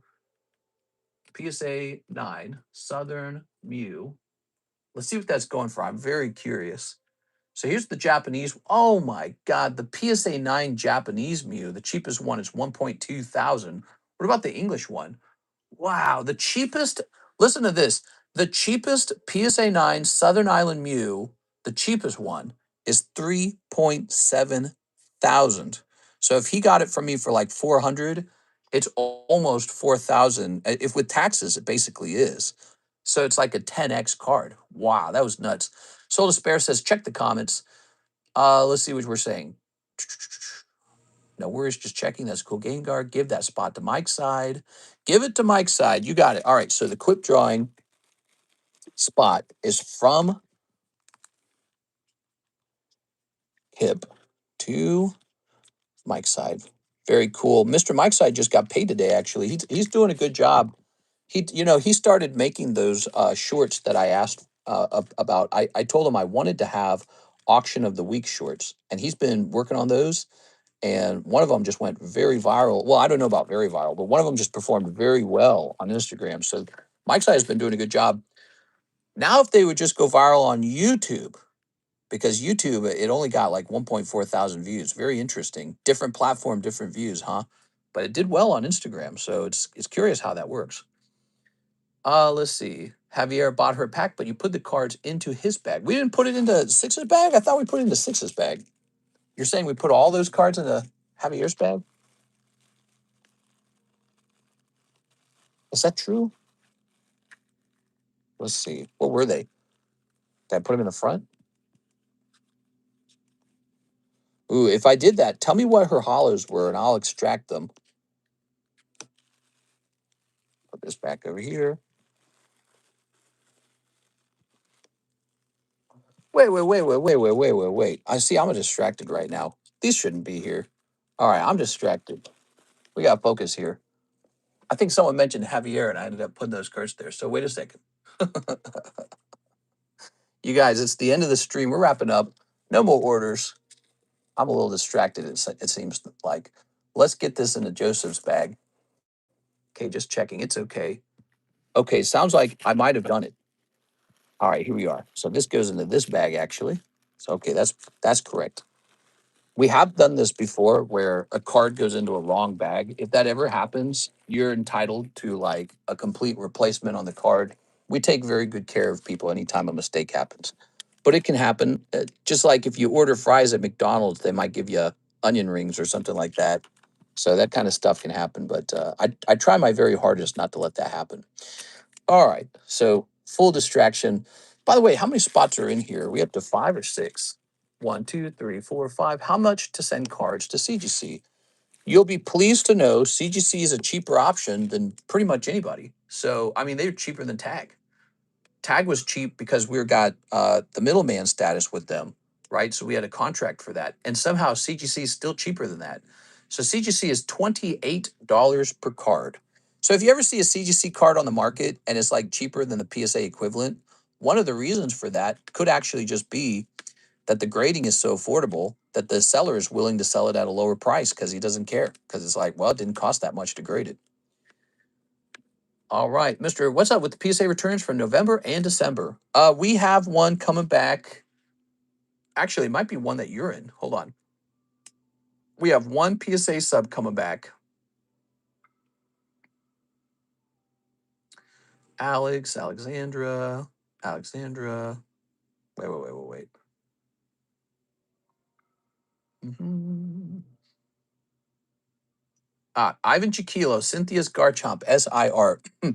Ivan, if you'd been paying attention in the main chat in Discord, you would have seen that your card, Cynthia's Garchomp, just got a 10, but also it got an upcharge. So you're going to owe me a little bit of money. Let me see. I got that email from PSA. Ooh, but I don't know where it's at. PSA submission needs approval. Here it is. Are you ready? So what did you pay to grade that? $40? Okay, according to this, there is an upcharge. It's a $3 upcharge. Don't even worry about it. It's $3. Don't worry about it. I'll cover it. It's nothing. $3 upcharge is no problem. I got a big upcharge on one of mine. I got a $20 upcharge for one of my cards, Rockets Moltres, Gym 1, Japanese. I got a 10. Isn't that cool? And then I also got upcharged for Quest Sticker Diglett, got upcharged, and Seal DOS Bulbasaur. So I got, oh, I wasn't supposed to reveal that. You guys will see it when it gets over here. It's super cool. It's super cool. So we got a really cool Bulbasaur coming in that graded 10. Of course, I graded a bunch of similar cards from that set. They all got like 9s and 8s. I was really hoping some of them would grade 10, but just one of them did, the Bulbasaur. I also sent a Rainbow Pikachu from Prismatic with a possible error on it. I'm sure that we'll be wrapping up and we'll know the results soon. But right now, the only one that's coming back is the one I mentioned, okay? So PSA just finished it a couple days ago and it's on the way right now. You'll want to check in for tomorrow's stream. That'll be Thursday. I have a suspicion that's when it's going to arrive. So I think it always takes a couple days to arrive, but I think it'll show up tomorrow. Unless it gets lost or stolen. That would be, you know how devastating that would be? God, dude, thousands of dollars lost, thousands. All right, but we've been lucky enough that that's never happened. All right, so I'll see you guys for the nighttime stream. Quips, Cubones close. Lightning Break, Snorlax 1 spot. Heartbreak, Ghastly moved by 2 spots today. The pack split, Tops pack split, 3 spots away, more than halfway done. The rare candy hasn't moved. The binder break hasn't moved. That's the new thing. We put all these wonderful cards into a binder. It comes out to like over 300 cards, but nobody jumped in it today. And I was a little surprised by that. I thought that maybe it would be more fun, more popular to have a whole binder of cards. But obviously, there's a lot of competing breaks to get into. And so this one did not go off or even gain one person. So that's curious. The binder will also be for sale for Slab Away for $200 for somebody who would just like to buy it and pay it down. So it doesn't have to be a break. I think it'd be interesting if it turned out people just wanted to buy it. I notice how hard it is to advertise because it's so big. That's what she said. But in the future, I think I'll do a 4x4 so that it fits on the table better. That's my future goal, 4x4. All right.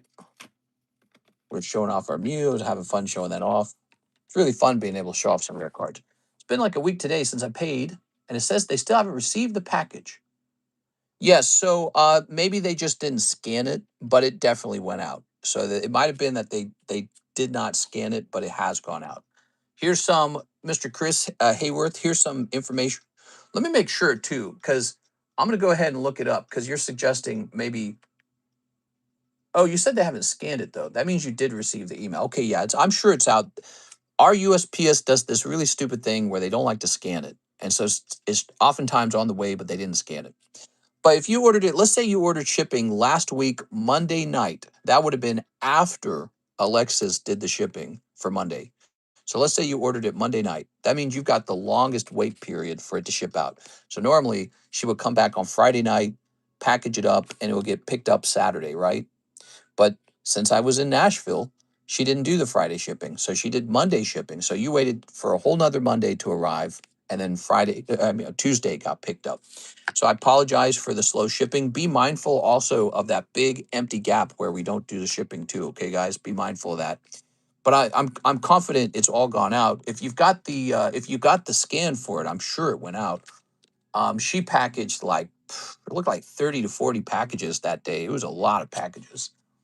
It's been like a week today. Mr. NHCC says 2 by 2, 4 by 4 equals 12. What? What are you talking about? 4 by 4 equals 12. 4 by 4? That's right. All right.